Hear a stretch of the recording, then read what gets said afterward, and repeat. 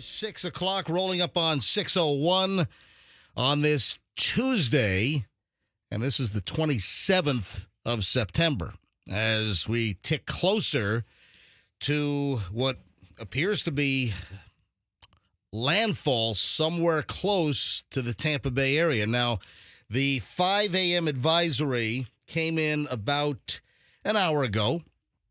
You have major updates, obviously, at 5 a.m., 11 a.m., 5 p.m., and 11 p.m., and then you have the intermediate National Hurricane Center advisories that roll in at 8 a.m.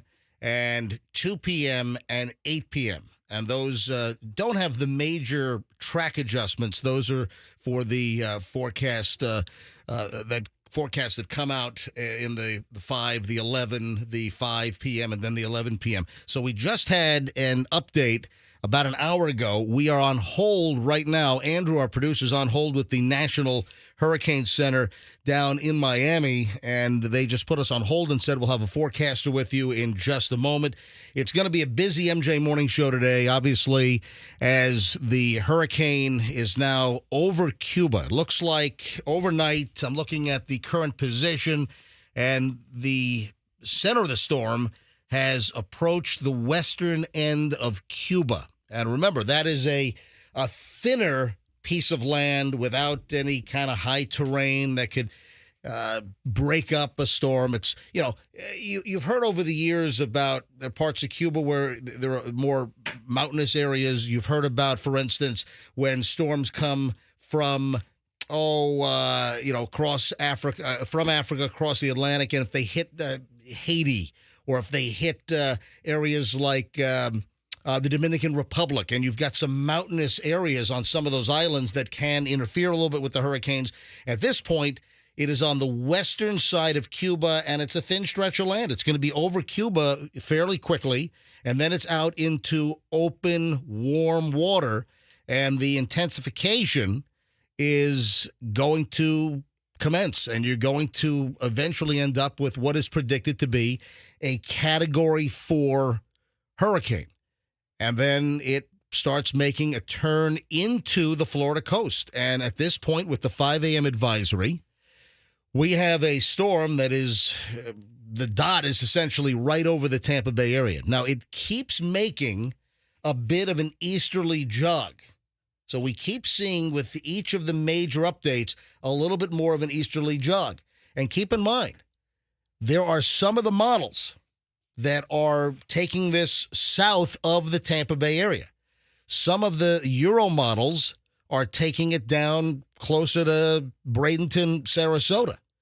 So if you are in the Bradenton, Sarasota area, by all means, do not think that you're completely out of the woods as far as a potential direct hit, because, again, there are some of those models that are taking a hook into the Florida West Coast before it gets to the Tampa Bay area. Right now, the forecast path is right over the Tampa Bay area.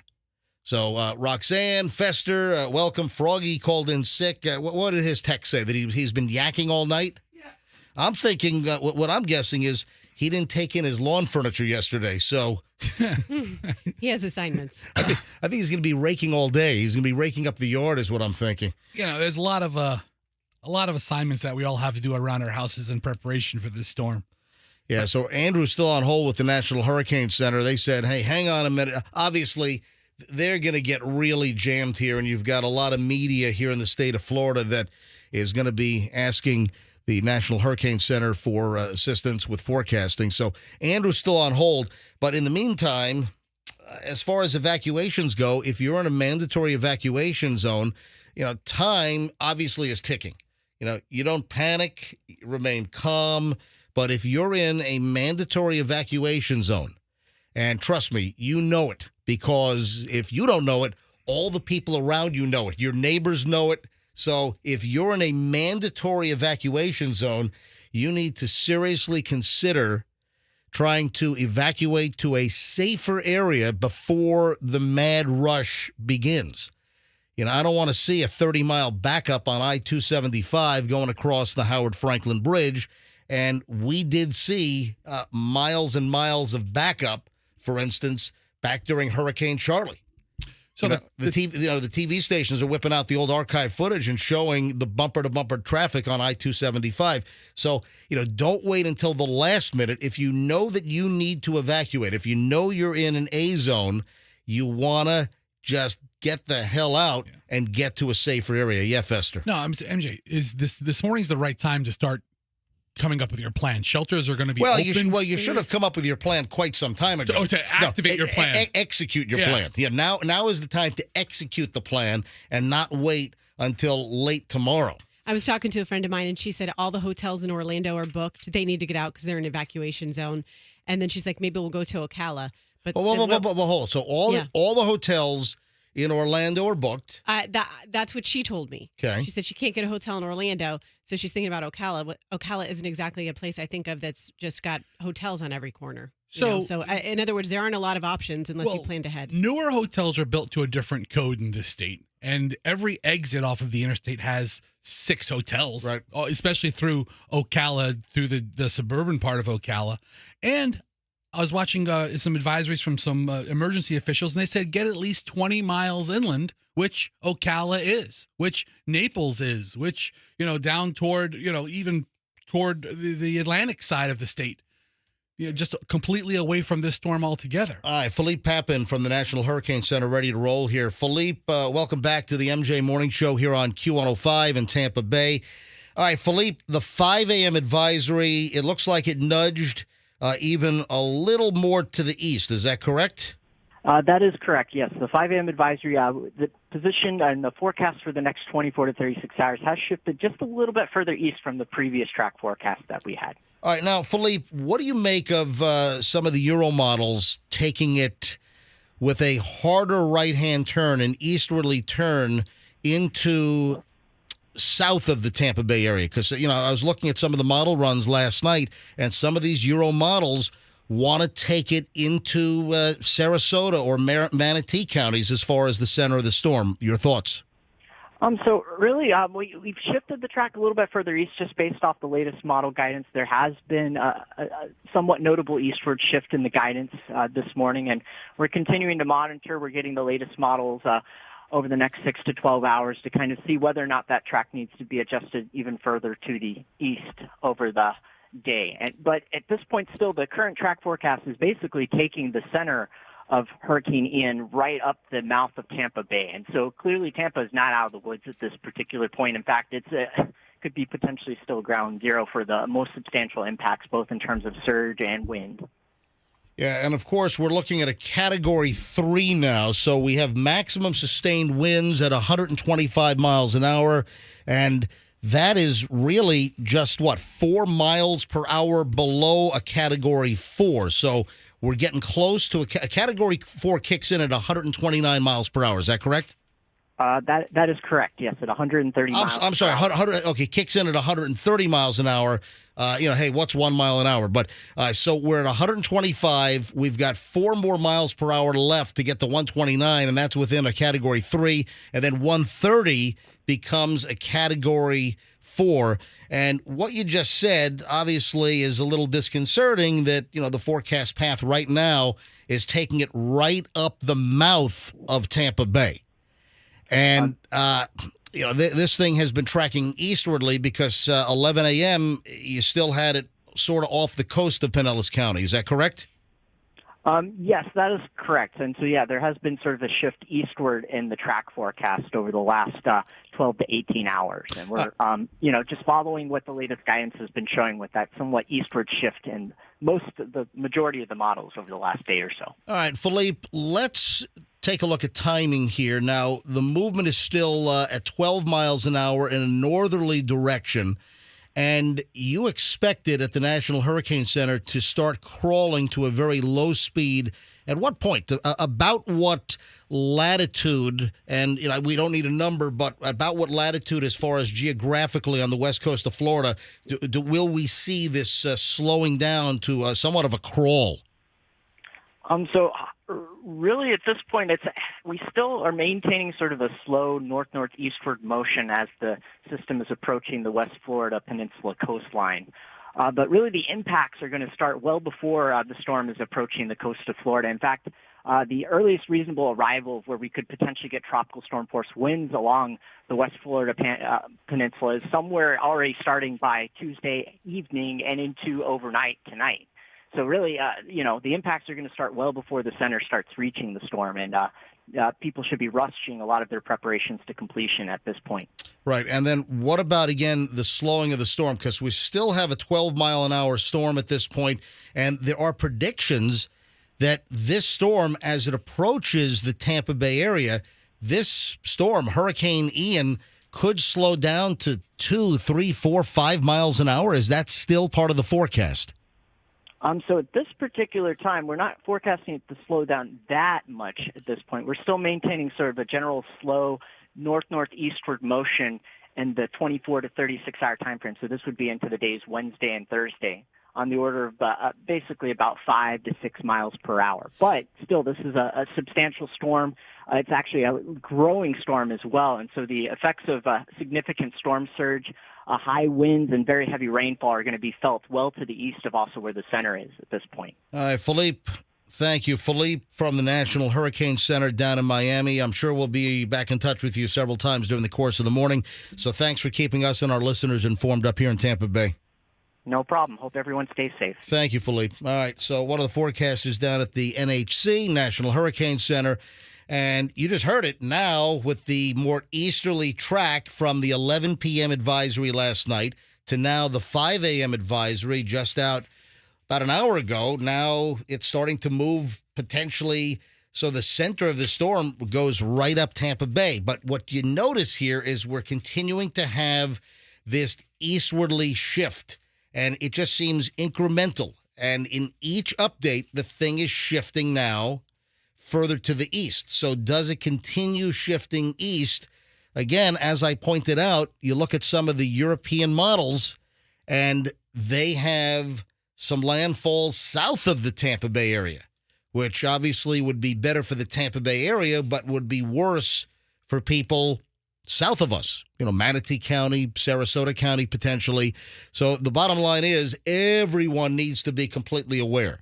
Everyone needs to prepare and make sure you don't wait until the last minute for your preparations. I mean, you should be, as he just said, you should be rushing your preparations right now.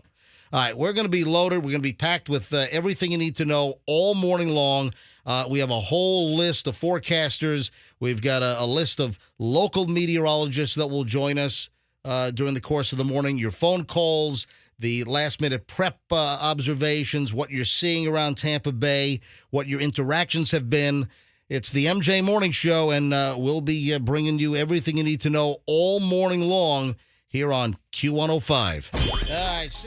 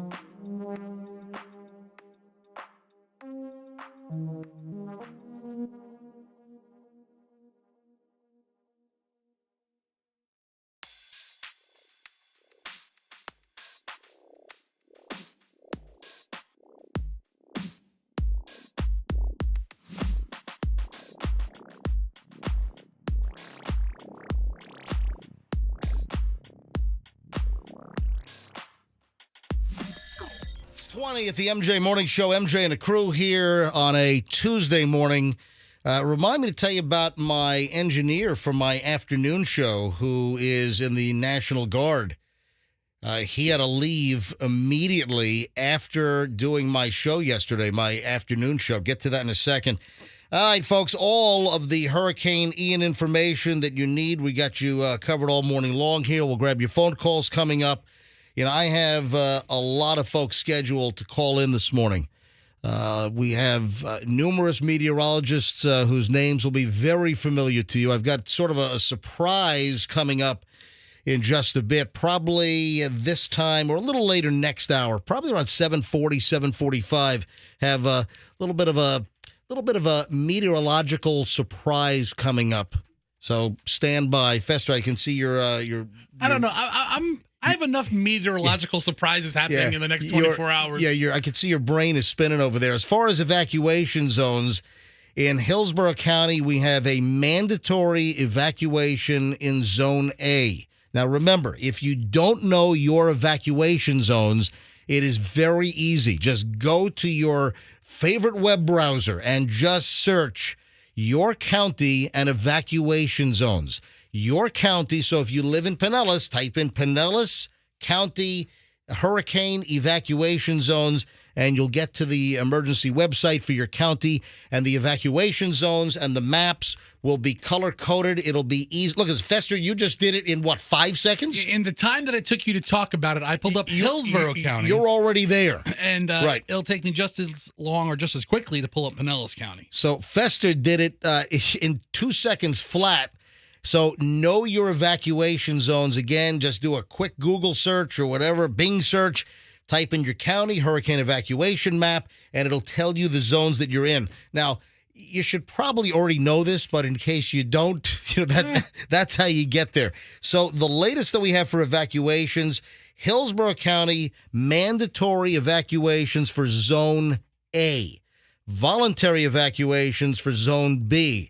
In Pinellas, we have mandatory evacuations in Zone A. Our building, right here where we are in St. Pete, we're at roughly Gandy and 4th Street. We're right off, if folks know where Glory Days Grill is, we're right back in the office complex, the old Koger Executive Complex, right off of 4th Street, back around, 99th is how we get in here into the office. So, we're in an A zone. We are in an A evacuation zone where the radio station is located. So Pinellas, mandatory Zone A. And then also they announced yesterday that today in Pinellas, it'll be a mandatory evacuation for B and C. So this is what's important. For Pinellas County, yesterday it was mandatory Zone A. And then today they are moving the mandatory evacuations in Pinellas to Zones B and C. What happens if you're in a mandatory evac and you stay and you want to stay? That's your prerogative. I mean, no one's going to come arrest you. They're going to obviously try to convince you to leave and get to a safer place. But anybody that is in a mandatory evacuation area and you decide to stay, you stay at your own risk. Because obviously in the middle of a hurricane and storm surge, there are going to be no available emergency workers. They're going to come get you in the event that things really get bad and you're in a very dangerous situation, because there comes a time where emergency services are not out on the road because it's too dangerous. So if you stay in an evacuation zone, you're certainly not going to get help. They will not help you because, first of all, they probably can't even get out. Emergency services have already been pulled off the road in many cases once the storm gets to a certain level. So if you decide to stay, you do so at your own risk. You do so at your own peril. Just remember, if the crap hits the fan where you are, don't expect to pick up the phone, call 911, and get a response. You're not going to have a Coast Guard helicopter hovering over your home in the middle of a Category 3 or Category 2 hurricane. It's just not going to happen. But when you think of Pinellas County and you look at Zone A, B, and C, that's almost all of Pinellas Park. Yeah. That's all of Oldsmar, most of Palm Harbor. Big swath. Yeah, it's a big piece of land. Most of Clearwater, Central Clearwater is a non-flood zone. Largo, Seminole looks like a non-flood zone if you're not near the water. Yeah. When you get into the center of Pinellas County, then you start getting to the more dense areas of non-flood zones. But for Pinellas County, again, mandatory evacuations for A, B, and C. So, again, the B and C kicked in today. They announced it yesterday, but now Pinellas. Manatee County, mandatory evacuation in Zone A, voluntary in Zone B starting today. In Pasco County, you've got a mandatory Zone A evacuation and then voluntary in B and C. And then you're going to have mandatory Zone A evacuations for Sarasota beginning today for Sarasota County. And then in Hernando County, mandatory evacuations for low-lying areas is what Hernando County Emergency Management is saying. So there you go. Those are the mandatory evacuations. And Rox had a good question. You know, you're not going to get arrested for staying, but also you're not going to get help if you need it. And that could be a tough position to be in. Remember, it's the storm surge that kills. And you don't want to be in a building that fills up with water and you've got nowhere to go.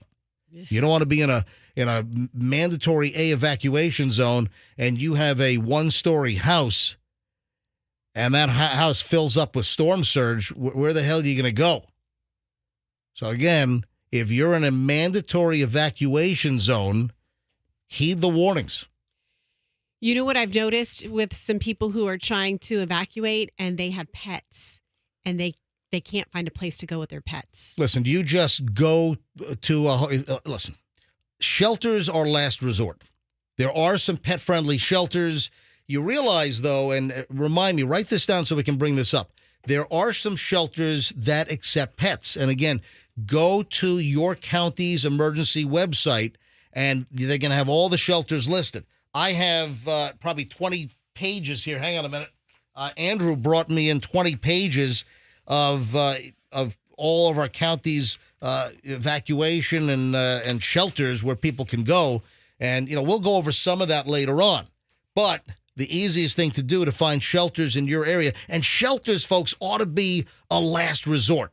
Yeah. You want to try to get to a hotel or a motel in a safer area, or go stay with friends. That's really the best scenario, is to stay with friends or relatives. If you know somebody that is more inland, or, for instance, in Pinellas County, if you're in a low-lying area, if you're in a mandatory evacuation zone, and you have friends or coworkers or relatives that are in Pinellas County, as an example, in some of the central parts of Pinellas, and even the non-evacuation zones, in Pinellas, some of them are not that far away from the Gulf, not that far away from the coastline.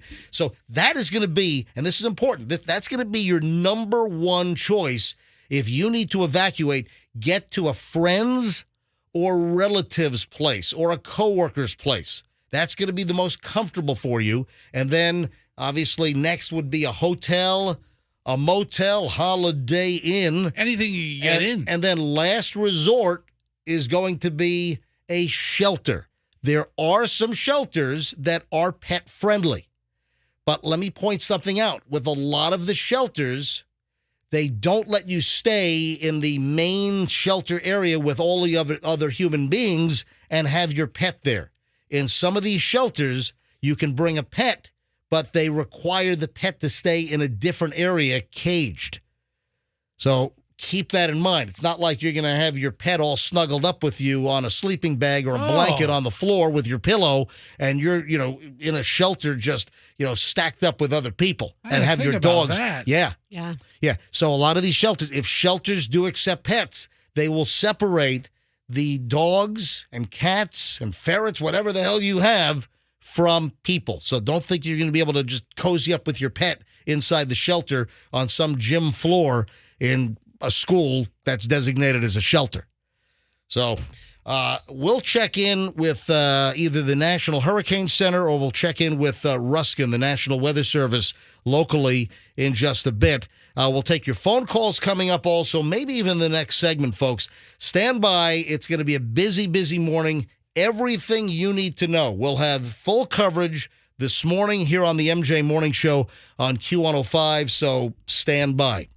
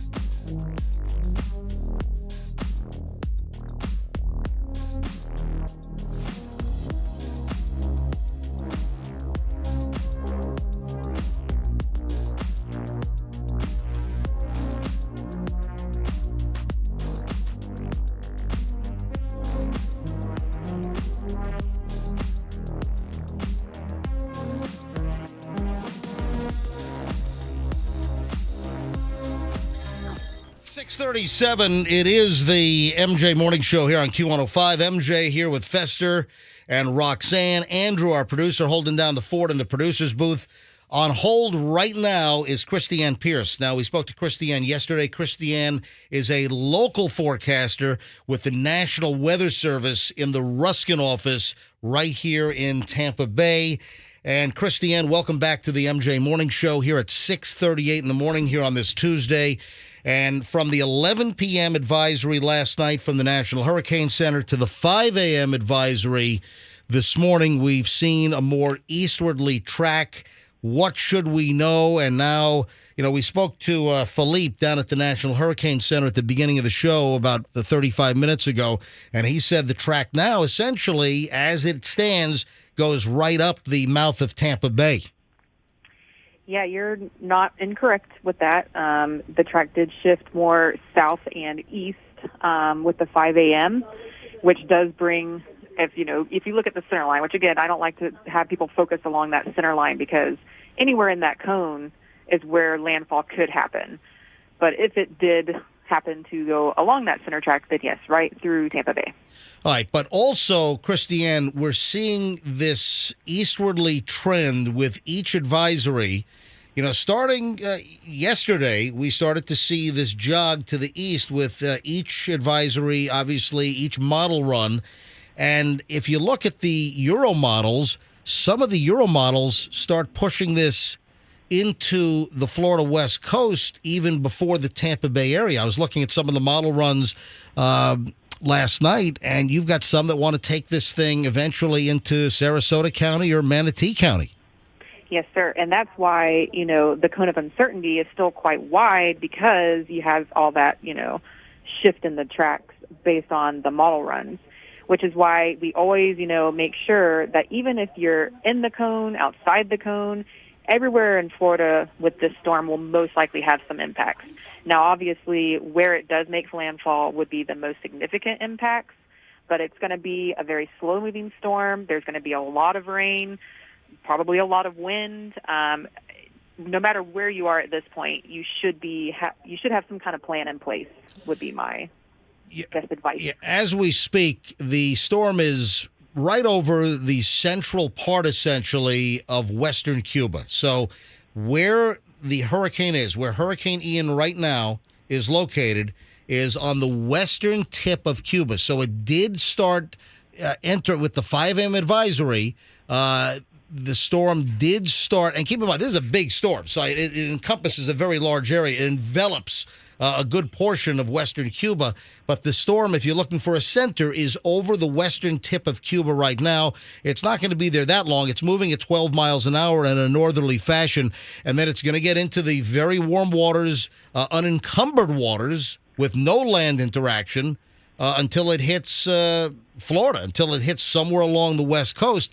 And we're looking, Christiane, at very warm waters in the Florida coast as this thing passes to the west, essentially, of Key West, and then starts making a hook somewhere along the Florida west coast.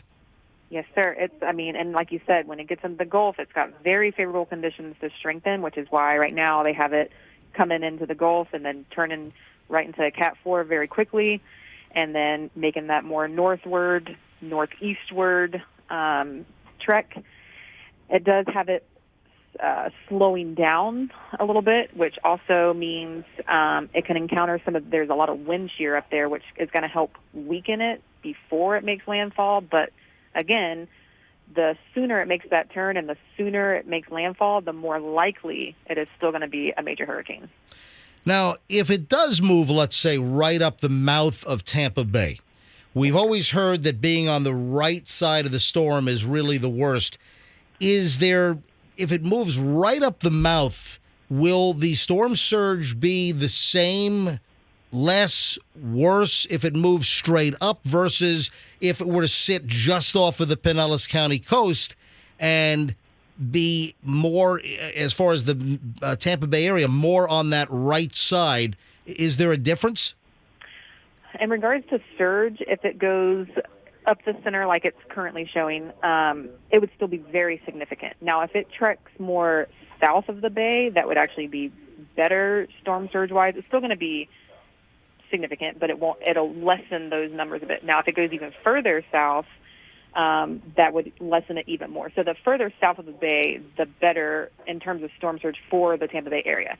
That also means, though, southern areas would then see more storm surge, maybe like Charlotte Harbor, depending on where it makes landfall. But yes, the northeast side is usually the stronger winds and, more rain and stuff like that, which, we usually consider that the worst side of a storm to be on, unfortunately. Yep. Christiane, there's a selfishness that kicks in because, you don't want it to hit your area and you always just hope for a turn. But when it turns, it affects someone else. I mean, I'm very conscious of that as I sit here in Pinellas County, my home is in South Tampa, and I'm right on Tampa Bay in South Tampa. And I work our whole studio with the whole MJ Morning Show team here. We're sitting in Pinellas County, essentially near Gandy and 4th Street. So our radio studios are in an A evacuation zone here in Pinellas County. So where we sit, you're always hoping, please, turn, either go north, go to the Panhandle, or at this point, and listen, I'm just being honest, I don't wish this on anybody. But, we want to try to avoid a major catastrophe for the immediate Tampa Bay area. So you're trying to say, hopefully, this thing turns. But if it doesn't give us the worst case scenario, then it's somebody else's fault. So, I feel guilty in saying it, but we always hope for some kind of a turn. Yeah. And honestly, and that's why we always message, no matter where you are, if you're in the cone, if you're outside of the cone, near the cone, you need to be preparing for worst case scenario and hope for the best. Christiane, is there anything that would preclude this eastwardly trend as these model runs get run all day long? Is there anything that could preclude this pace of an eastwardly trend each model run? Really what they're looking at with that turn is the upper air, like the upper atmosphere, and what's happening is they have this trough and the steering flow is what we call it, because, these hurricanes, they're large and they reach really high, and they get steered by the currents above us, basically. So if the steering currents above us are favorable for that eastward turn, that's why the models keep having that stronger flow, and that's what's shifting it, more to the east with the model runs. So if they're still picking up on that, then they're going to still keep with that eastward turn. All right, Christiane Pierce from the National Weather Service. That's the Ruskin office in Ruskin here in the Tampa Bay area. Christiane, the building that you're in, what type of hurricane fortification does the National Weather Service have? We have a pretty good fortified building here, and then we also have steel shutters that we put on the windows, and we're prepared to camp out here. May I ask what evacuation zone you're in? Actually, we're just like 2 blocks out of the evacuation zones. Okay, so was that accidental or deliberate? Yeah. I like to think it was deliberate. Yeah. All right, Christiane Pierce, National Weather Service, Ruskin. Thanks for joining us, and I know you guys have... How many forecasters will you have on duty there? Currently, we have 5. Wow, look at that. The Ruskin office here in the Tampa Bay area, 5 meteorologists stocking up the Ruskin office. All right, Christiane, we'll be back in touch. Thanks. You're very welcome. All right, so Christiane Pierce, National Weather Service here in Ruskin. I like how you brought up that point about, we don't want it to come to us, but you still feel bad when you're like, oh, I hope it goes to the south because it's going to hit somebody. Listen, I've got friends. I've got very good friends in Manatee. I've got very good friends in Sarasota counties. So I've got friends littered all the way up and down both coasts and even the non-coastal areas of Florida. And I wouldn't want it to hit my friends, but there is a selfishness. I'm just being honest here that we all hope for the turn. And it's kind of awkward because when you watch like the TV weather guys, on at night, and I bounced around. I've got all the recordings going, so even if I miss someone live, I go back and I watch because I want to see what our local meteorological calls are. I want to see what Dennis is doing on 28, what Paul is doing on Channel 13 on Fox, or what Jeff is doing on Channel 8. And what Dick Fletcher is doing on Channel 10. Ooh. I was kind of thinking when I was listening to her talk, I was like, meteorologist right now during hurricane season, kind of like a doctor giving you the bad news about your diagnosis, like what your chances of mortality or what your chances of surviving are. But the only difference is they're like, oh, but if the disease gets someone else, then you're good. Yeah. Well, what the awkwardness is when you watch the TV guys is because they've got to try to thread that needle. Yeah. And I saw several doing it last night and, talking about some of these eastwardly trends.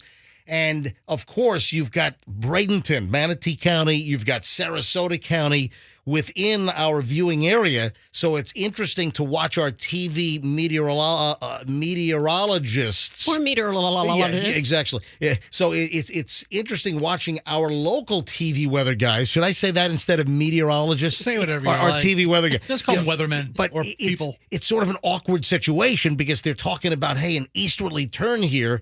And, hey, the models say that it could move south.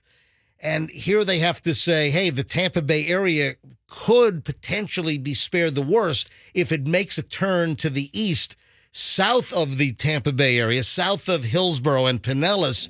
So it's like that awkward position where they're on TV and they have to, like I said, thread that needle and not make it seem like they're wishing it to hit south. But essentially, they're just kind of walking a fine line because you don't want to see it hit other viewers or other listeners or other parts of our population.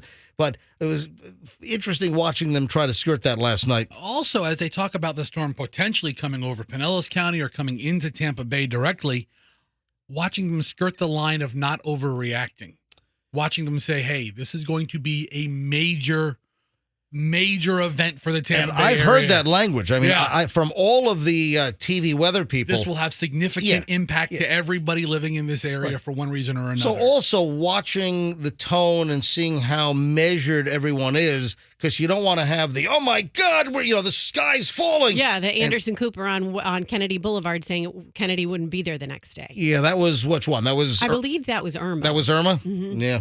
All right, folks, we got you covered. We've got every angle covered. We'll start taking some phone calls from you, some observations. What are you seeing? Are you evacuating? Are you going to be evacuating soon? What about your prep? What have you noticed, again, as the clock is ticking and we're getting closer to impact along the Florida West Coast? We want to get your calls, your observations, what you're going through, what you're seeing. So we'll grab some phone calls coming up in just a bit. You got the MJ Morning Show here on Q105. And again, we got you covered with every angle all morning long here on Q105. Want to talk about...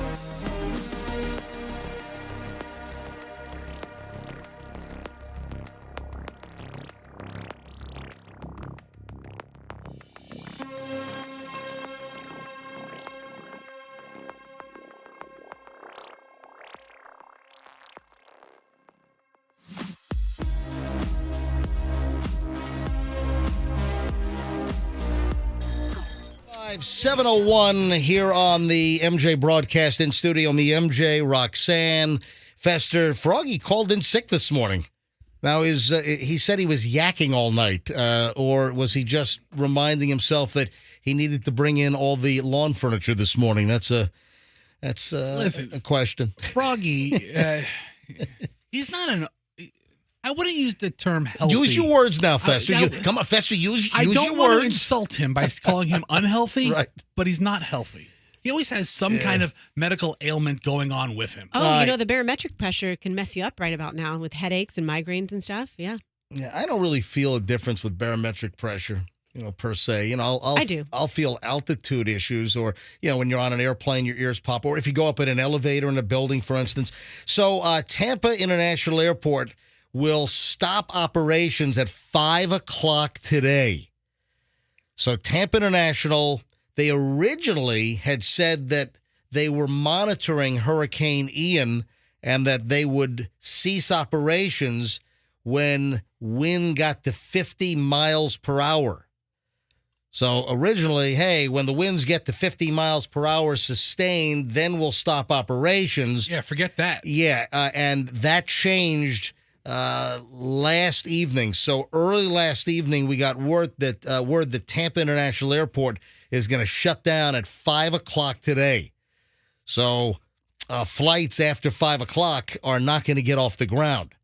And, what happens when you're dealing with a storm that's coming your way, the airlines, they want to get their airplanes out of here. The last thing they want is a Category 2, 3, 4 potential hurricane coming to an area, and you have a $90 million 737 sitting on the ground.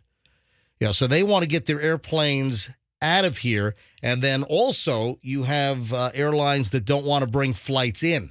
So you're going to see all across the country, you're going to see flights that were scheduled to come into Tampa today. Those flights are going to be canceled.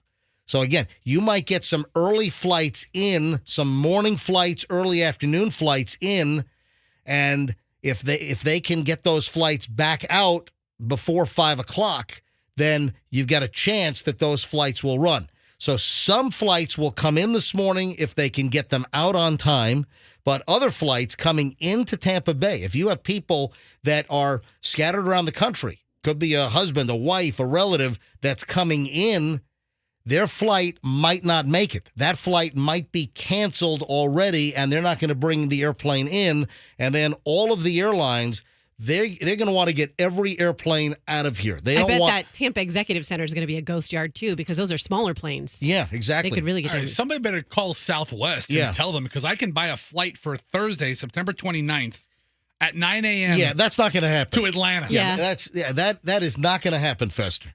A 181 rate's not that bad. I could go to Atlanta on Thursday. Fester, a Thursday morning 9 o'clock flight from Tampa International, I don't think is going to happen. But again, that's pretty significant that the airport is shutting down at 5 o'clock today. So that's going to affect flights coming in. Even if a flight, and let's be clear about this, you're going to have flights that maybe were scheduled to land here in the Tampa Bay area, Tampa International, later this morning or early this afternoon, flights from New York or Boston or from, wherever. Those flights, some of those are going to be canceled. They're not even going to make it here. Now, I mentioned I had a relative that got out yesterday, and just some of the issues that people deal with. Let me give you a personal family issue here. Michelle's father-in-law, essentially, or I guess that's a way to put it, is undergoing cancer treatment. So, someone very close to our family has been undergoing cancer treatment at Moffitt and was on chemotherapy, had very successful results with chemo, and had a tumor shrink dramatically on the pancreas. And, you hear about pancreatic cancer, and, typically the prognosis is not great for many patients, but he was undergoing some very aggressive chemotherapy and other treatments, and his tumor shrunk dramatically, and he was scheduled for surgery on Friday at Moffitt. And there's a there's a certain procedure called the Whipple procedure, and he was scheduled to be under the knife on Friday morning right here in town. He came in on Saturday. He had a full array of appointments at Moffitt yesterday, tests and seeing doctors. And yesterday he was informed that Friday surgery has been canceled and that it's going to be rescheduled. So now it's going to be moved into October. But we got him out of here. We're like, listen, they're from Virginia.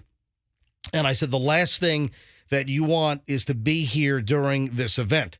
And we said, get on a flight now. So they started calling around to get flights, and it was difficult getting the flights they wanted, but they ended up, here's what they ended up doing. They got a flight out of Gainesville. So they couldn't find a flight that worked out of Tampa International Airport yesterday because a lot of flights, filling up. They just couldn't find anything that fit the bill. Or some of the rates had been jacked up through the roof, which I got a problem with that. Why the airlines were having some $1,000 coach fares. I think that ought to be looked at as far as price gouging goes. So they were able to get a flight out of Gainesville, and Michelle's sister is actually not far from Gainesville. She was already down here, rushed through that I-75 traffic, because we understand that I-75 traffic was pretty significant yesterday, got him to Gainesville, and they're flying to Nashville because his brother's in Nashville, former Southwest pilot, actually. So they flew to Nashville. I think they flew Gainesville to Atlanta, Atlanta to Nashville. They're going to hang out there for a couple of days and then make their way back to Virginia. So, the airport and the airline activity, touched my family yesterday as we were trying to get a relative out of town because the cancer surgery was postponed until October. Now, as far as Tampa International Airport, if you're just tuning in, Tampa International, all operations will cease at 5 o'clock today. And yesterday, St. Pete Clearwater International Airport, they announced that they're shutting down operations at 1 o'clock today. So PIE is closing down 4 hours earlier than Tampa International Airport. And all the other airports around the state will monitor, obviously, Southwest Florida Airport south of us. Listen, this storm is taking an eastwardly turn in each update. In each update that we see, they are shifting Hurricane Ian a little further east. And listen, right now, as it stands at the 5 o'clock advisory, they have this storm essentially, and we heard from the National Hurricane Center just an hour ago. We spoke with Philippe, one of the forecasters down in Miami, National Hurricane Center, and he said clear as day right now, as of the 5 a.m. advisory, that Hurricane Ian is moving right up the center of Tampa Bay. Now, the chances, even though the storm is not that far away, it's going to slow down.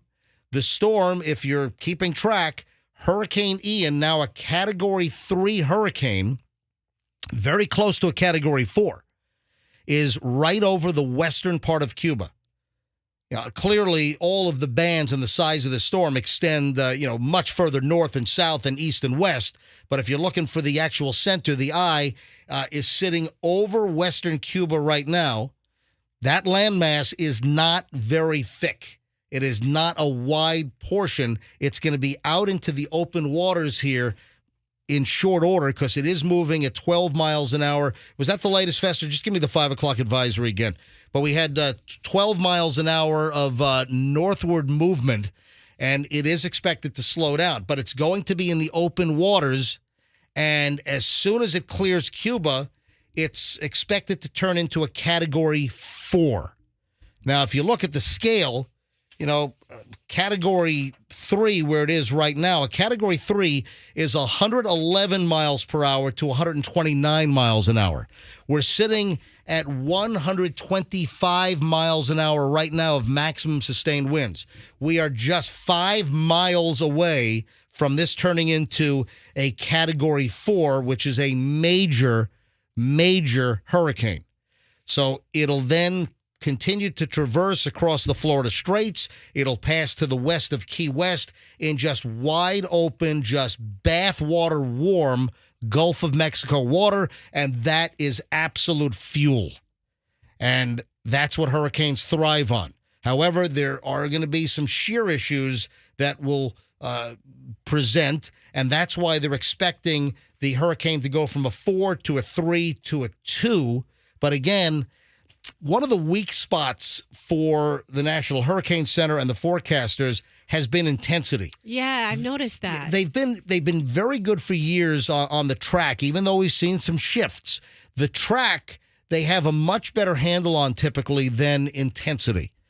So hopefully, not the track like 5 days out, but as each day getting closer, the track obviously improves. Yeah. So obviously the closer you get to landfall, the track is going to be more locked in. But historically, they get the track a better direction on track earlier and more consistently than strength. But the science is starting to catch up a little bit. But again, what we're seeing, if you look at the European models now are taking this thing even further east. Now, in no way whatsoever do you drop your guard. Right now, 5 a.m. advisory, National Hurricane Center. We had a forecaster on live just a little while ago, and he said that right now this thing is going right up Tampa Bay.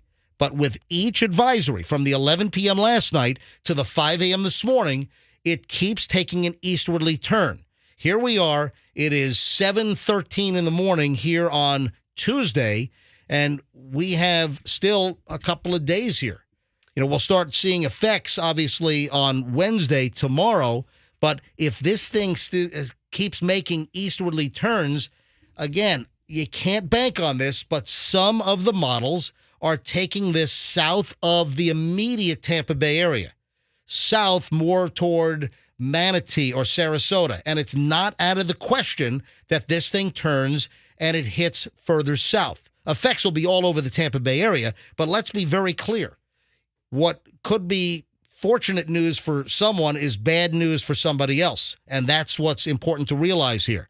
But if you have a major hurricane which hits south of the Tampa Bay area, that will change the storm surge and potential catastrophic flooding in the immediate Tampa Bay area. I am not a meteorologist, so I'm not embarrassed to ask this question. But when I'm looking at the spaghetti models, is there a strand or color of spaghetti noodle that I should focus more on? Do any of them have more credibility? No. And then let me take that a step further and ask a better question by one of our texters. In the past, the European models have been good. Is that what you understand as well? They were pointing out, one of the texters said the European models are better than ours sometimes. So yes. If you look back over the last couple of years, the European models have been, in some cases, more accurate. You know what? Let's address. Can you keep that in mind? Yes. All right, hold on. I want to stay on track here. I got to take a quick break here, and we've got Sheriff Chad Chronister, Hillsborough County, is going to join us literally in minutes here on the MJ Morning Show. So Sheriff Chronister, and we'll find out about everything that the Hillsborough County Sheriff's Office is doing. I've got some question about opportunists and potential looters in the aftermath of a storm with so many people leaving their houses. Hold on. We'll get to all of that with Sheriff Chronister next here on the MJ Morning Show on Q105 when it's...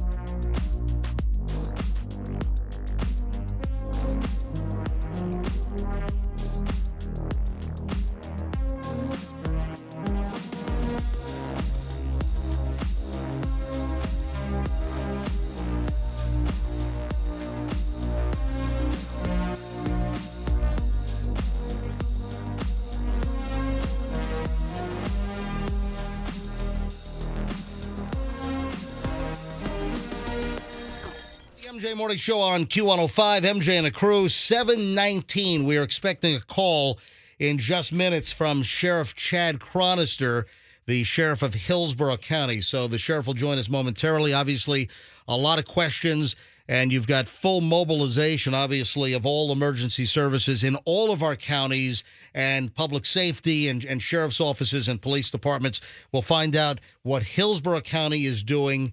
And I've got some of the questions that we have include what about public safety when it comes to opportunists, and you just hope with all of these evacuations and all of these empty houses, I think you'd be naive to think that you're not going to have bad actors try to take advantage of some of this. Also, remind me, my engineer for my afternoon show, Slick. Yeah. Slick is actually Staff Sergeant Donaldson. Yeah, he's with the National Guard. He was activated. In fact, he did my program yesterday. He's the engineer. He runs all the equipment while I do my afternoon program, my Schnitt show, and he did the entire program in his National Guard fatigues, because literally the minute he finished my show at 5:59 p.m. last night, he had to get in his truck, drive to Ocala, because his National Guard unit was being mobilized. He walked out of this studio. You got a pretty dedicated guy there, man. For sure. He walked out from behind the control panel, the control board, the audio board from my afternoon show, literally got in his truck and had to hightail it to Ocala. He had to be there by 8 o'clock last night, and he's actually the head of his unit. He's got 8 soldiers underneath him. So he's Florida National Guard, and he's been activated. He got word on, I think on Sunday, that he was being activated. So they meet in Ocala, and then they wait for the storm to pass, and then they're deployed wherever they're needed. And whether it's traffic control, whether it's handing out food, water, protection. So they're waiting for their orders, and they're waiting for location, where they're supposed to go. So the sheriff is on. As usual, Sheriff Chronister is impeccably on time. Sheriff Chad Chronister, Hillsborough County Sheriff, welcome back to the MJ Morning Show. Good morning. Always good to be here. Thank you. All right, let's talk about the Hillsborough County Sheriff's Office, and I'm sure a lot of the other local agencies are going to be doing things very similarly. Sheriff Chronister, what is the Hillsborough County Sheriff's Office doing right now as far as preparations? Yeah, we're prepared. You know what, MJ? We train all year round with our partners, so we're prepared. We're just asking the community that we serve to help us out and be prepared too. If you live in this evacuation zone, please, the time to get out is now, because I hate when it gets to that 50-mile-per-hour sustained winds, and then someone that we adore here in our community calls for help, and help's not coming. It's just too unsafe to send anyone. And along the same lines, there's still time to get those preparations that you need, medication, something for the pets. Make sure you have batteries for flashlights, food, water for a few days. We know we're going to lose electric. We know it's going to be uncomfortable. And a lot of people see the wind damage, and that kind of garnishes the most attention. But in a storm like this, one that's going to impact our area and have this impact for the first time in over 101 years, the deadliest killer is flooding. And we know with the storm surge and rain, the already overly saturated areas, we're going to have some issues. You just said something which I think needs to be banged home even more, is that those sheriff that decide to stay in an evacuation area, even in non-evacuation areas, if you're in the height of a storm and you need 911, they might not come because it's too dangerous to put any fire or rescue or police on the road. And that could be in non-evacuation areas. Imagine in evacuation areas, if we have a massive storm surge, as is predicted, if everything verifies, we could have storm surge, water incursion could be dramatic. And Sheriff, that is a terrible feeling, that if somebody made a poor decision, they stayed, and suddenly they have an oh bleep moment and they call 911, services are not guaranteed. And you're exactly right, and that's why we're asking people to heed the warning. There's nothing worse. I can imagine there's no worse feeling than calling for help and it's not on the way. We're on with Sheriff Chad Chronister, Hillsborough County. Yeah, Roxanne. Yeah, Sheriff, you mentioned the deadliest killer after, of course, is flooding, that becomes an issue. And the obvious answer is stay home. Don't go anywhere if you don't have to. But what are some other safety things to keep in mind to avoid, any sort of flooding-related accident?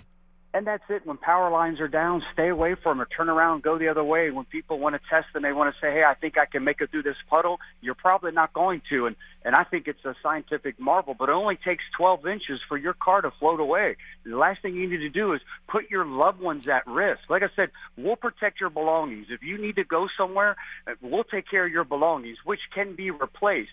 But you can't replace a loved one. Don't risk it. This is when we're asking everyone, listen, put your loved ones ahead of anything else. Be prepared and evacuate if you have to. Sheriff, South Tampa obviously very well. We have areas of flooding here in South Tampa when we just get a heavy afternoon thunderstorm. And that's the problem. The problem is the storm surge is going to be pushing the water up. So when we're getting these heavy amounts of rain and these short bursts and these bands that are coming in, the water has nowhere to go. I'm telling you, it's going to get nasty out here. Sheriff Chad Chronister, Hillsborough County Sheriff, on the phone with us here on the MJ Morning Show. Sheriff, what do you say to opportunists that might try to break into cars or homes with so many people evacuating? I hate to think about the bad elements of society, but what do you say to anyone that might try to take advantage of an evacuated home? And that's why I got into this job, because I hate people that take advantage of another, someone, and make a victim out of somebody. What I say is, listen, we have an increased patrol presence. Everyone is out in the streets, and we're going to be out there 24 hours as long as it's safe to be there. If you're that person that feels you're going to take advantage of somebody, you're going to be spending your hurricane time and the time after that in one of our jails. Do you foresee, or have there been any issues yet? Have you heard of anything in our county where people have evacuated? No, to be honest with you, I got to have to tell you guys, I'm so proud of our community. I've been out since Sunday. They're taking advantage of the sound of getting sandbags to protect their homes. I see them at the stores gathering a bunch of items. And then last night I went to bed a little after midnight monitoring the traffic. And I saw the heavy traffic on I-4 on 75. People are heeding the warning and they're evacuating. And I couldn't be more proud of them. What about the Hillsborough County Sheriff's Office Aviation Unit? What are you doing with the helicopters, the fixed wing? What's going to happen?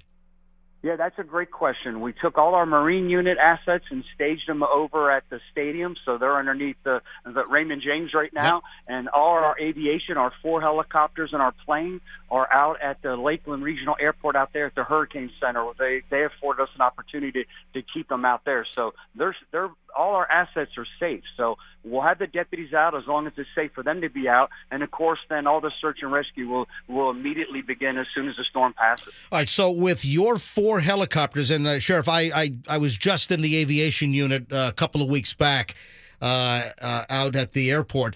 So all of the helicopters moved to Lakeland. So as soon as the storm passes, you're going to be able to get the helicopters up in the air for use here in Hillsborough County for any type of observational or search and rescue, correct? Absolutely. That's exactly what we'll be doing. Even with our hoist and everything, if we have to hoist someone to safety, we'll be there. We'll be in close contact. I've received several phone calls from Governor DeSantis, who's back and forth talking about assets that he staged around Tampa Electric, a lot of different electrical companies, along with the Coast Guard and National Guard that will be available and help us do whatever we need to do after the storm passes. Sheriff, thanks for everything you do with the Hillsborough County Sheriff's Office, and I know that this is emulated by your colleagues with other sheriff's offices and other police agencies all around the Tampa Bay area. Sheriff, stay safe, and we're thinking about your entire crew, all of your law enforcement and non-law enforcement employees, and what they do for the people of Hillsborough County, my county, and, of course, the same thing happens with the other surrounding counties and cities as well. Thank you, Sheriff. And thinking of your family, too. Thank you. Thank you very much. All the best to you and your family. Stay safe, everyone. All right, thank you. Sheriff Chad Chronister, Hillsborough County Sheriff's Office. And, that is something that, goes through your mind, that when you have a natural disaster and you have so many people that have left, and if we do have catastrophic damage, or even before a storm, if you have wide areas of neighborhoods that have evacuated, you think about some of the potential bad actors that might try to go in, break into homes as a crime of opportunity. And I just hope that doesn't happen. And law enforcement will deal with you severely. By the end of this, I'm not going to be shocked if we hear about people that tried to take advantage prior to the arrival of Hurricane Ian and certainly afterward. I remember, and we're expecting a call from Channel 28 at any moment here. Shay Ryan, one of the meteorologists at ABC Action News, right, will join us in just a moment on some of the latest forecasting. So stand by. That's going to happen in just a moment. But I remember, this made an indelible mark. I came to Florida in 1992. My first radio job in Florida was on the East Coast in the West Palm, Fort Pierce area. And I came in late September, October of 1992. That was a month after Hurricane Andrew hit down in South Florida in Homestead. And something that made an indelible mark, and I can still see the sign in my head, and there were numerous pieces of plywood or people spray painting it on the plywood covering the windows on their house. And it was you loot, we shoot. And I'll never forget that. And if you do a search online, you can find those photos. You loot, we shoot. Don't even think about it. And folks, if you're in an area where evacuations have occurred and you see people lurking and prowling in neighborhoods that you don't think belong there, call 911. Because at this point, emergency services are still available. If you see anything suspicious, call 911. Yeah, don't even think of it. But inevitably, I'm sure when this is over, we're going to have mostly great stories. We're mostly going to have great stories of people helping people, but there are going to be some bad stories. How many businesses are going to be left vulnerable? Well, that's it. Listen, the same thing. It's not just houses. Yeah. Fester, you're 100% right. Fester's bringing up businesses as well. All right, is that Shay Ryan? All right. Shay Ryan from ABC Action News, from the Meteorology Department at ABC Action News. Shay, welcome to the MJ Morning Show on Q105. Hi. Hey, good morning to you. All right, so the 5 a.m. advisory, Shay, and you got busy times ahead here. Obviously, you trained for this as a meteorologist, but you hope that this day doesn't come. But Shay, with the 5 o'clock advisory, we saw Hurricane Ian track even further to the east, and I know that you guys must be talking about this on TV. That we have the official path, which keeps moving east, and we have the National Hurricane Center on, Shay, at 5 a.m., saying that this thing right now is tracking right up Tampa Bay, moving further east. But some of the models, Shay, if you look at some of the Euro models, they want to move this thing even more eastwardly and, taking a turn south of the Bay Area. Right. So, again, I think you hear this a lot, is that you want to focus on the cone of uncertainty, which includes going into the bend of Florida all the way down to Fort Myers. So landfall, where the specific spot of landfall is, matters less, and the center of the track matters less. What we know is that we are in that cone of uncertainty, and the time is getting short to prepare and be ready for the worst case scenario. So in this situation, this is truly where we want to be prepared for the worst. It's looking pretty extreme, but we are going to hope that it continues to turn away from us, and that easterly movement, like you said, continues. And if that happens, then we would have a much better case scenario. But right now, we got to plan for the worst. Oh, there's no doubt about it. There's, obviously hours are ticking away. Time is getting short to prepare. We're looking at some of the outer band effects beginning to bring us wind and rain potentially. At what time tomorrow, do you think? So I'm actually looking at some of the rain bands. They're not directly associated with Ian at the moment, but we do have some consistent rain that's going to begin in our area even later today. So if you're trying to get something done before rain moves in, then I would say you've got a couple of hours, depending on where you're at. It's going to move from south to north, but it is already around that Fort Myers area. So again, we want to expect the tropical storm force winds by maybe 2 to 4 o'clock tomorrow morning along the coast. Again, it's going to move from south to north. So the farther south you are, the earlier it's going to begin. But in general, if we use Tampa Bay as the middle, I would expect between 2 and 4 o'clock in the morning, we're going to start to notice tropical storm force winds. So that's in excess of 40 miles per hour. And we may start to see some gusts in the 50 to 60 mile per hour range right along the coast at that point.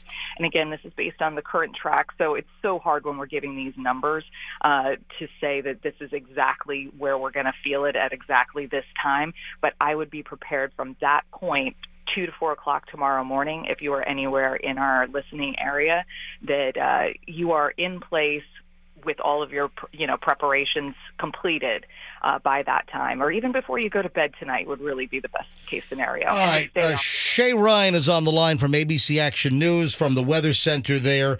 And then those are the early effects, Shay. What about the main effects of Hurricane Ian? What time frame do you give us late on Wednesday into Thursday?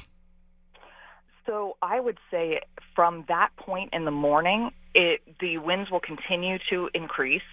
The gusts will continue to increase. We will start to see the rain accumulating throughout the afternoon on Wednesday and into the evening. So we're likely to see storm surge flooding along the coast at some point during the day on Wednesday. And then into Thursday, I'm just watching right now, looking at one of the models. So it looks like at 8 o'clock in the morning on Thursday, the heaviest of the rain starts to lift completely out of our area, but we will still likely have some the gusty winds continuing through at least, I would say, Thursday late afternoon to early evening. Some of those tropical storm force winds are potentially sticking around that long. All right, so it's been obviously a big deal that this storm is going to slow down. It's going to linger. Yeah. Let's just get a time frame. I think people just work in absolutes. So, we look at, let's say, 2 to 4 a.m. Tomorrow, Wednesday morning, 2 to 4 a.m., Give us the whole end to end. What do you think the entire event is going to look like? Give us sort of some brackets. So if we say 2 to 4 a.m. tomorrow morning, Wednesday morning, up until what time on Thursday? Because we keep hearing that this could be a 24 to 30 plus hour event. So what is the actual time frame we need to be looking for? And I guess we need to think about it in worst case scenario terms too. Right, with that time frame. And also keep in mind there's different timing for rain versus wind versus storm surge. So all of those things will impact different areas. Storm surge is only impacting coastal areas, but the flooding freshwater rain that can cause flooding inland. So again, the coastal areas are going to be the most highly impacted because they're going to see freshwater flooding as well as storm surge. And then as you move inland, okay. So back to your question. So timing, we start with heavy rain and tropical storm force winds in that 2 to 4 o'clock range on Wednesday morning, very early Wednesday morning. The rain looks like it'll come to an end around maybe 4 o'clock Thursday is the way it's looking right now. Yesterday, just to give you some perspective, it did look like it was going to last into Friday.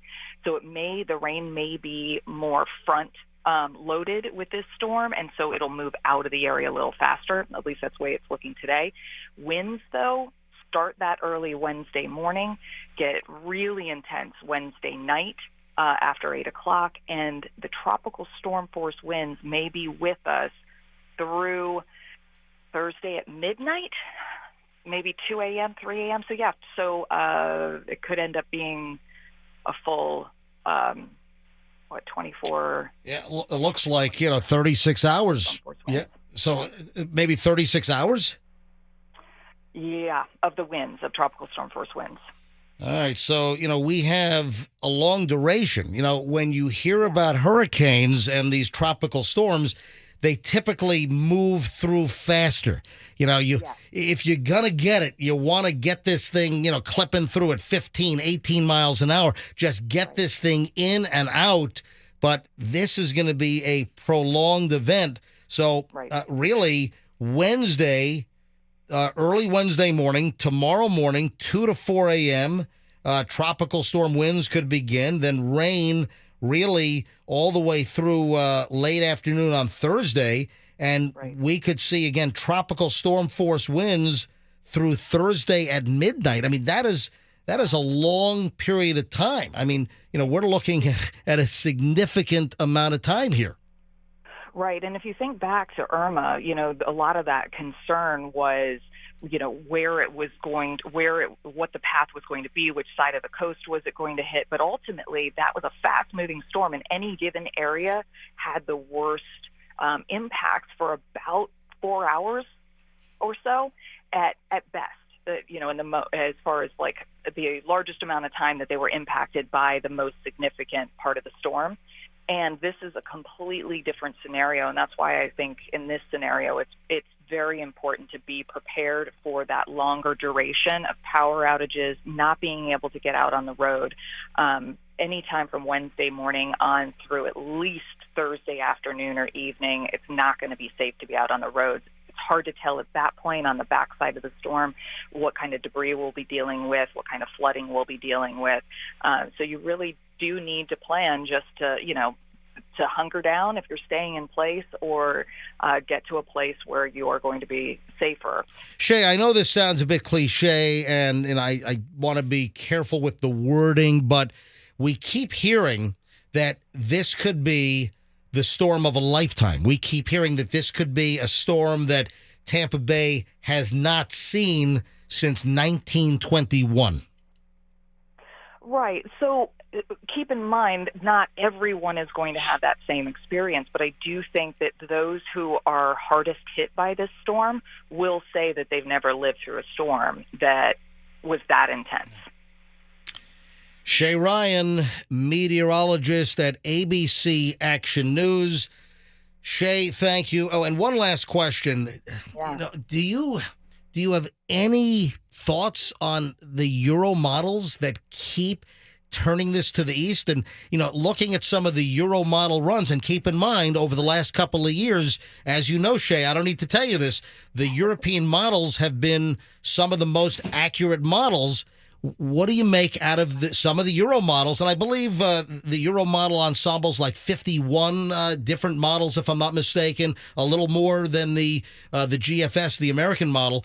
But what do you make out of some significant spaghetti strands that are moving south of the immediate Tampa Bay area into Manatee or Sarasota?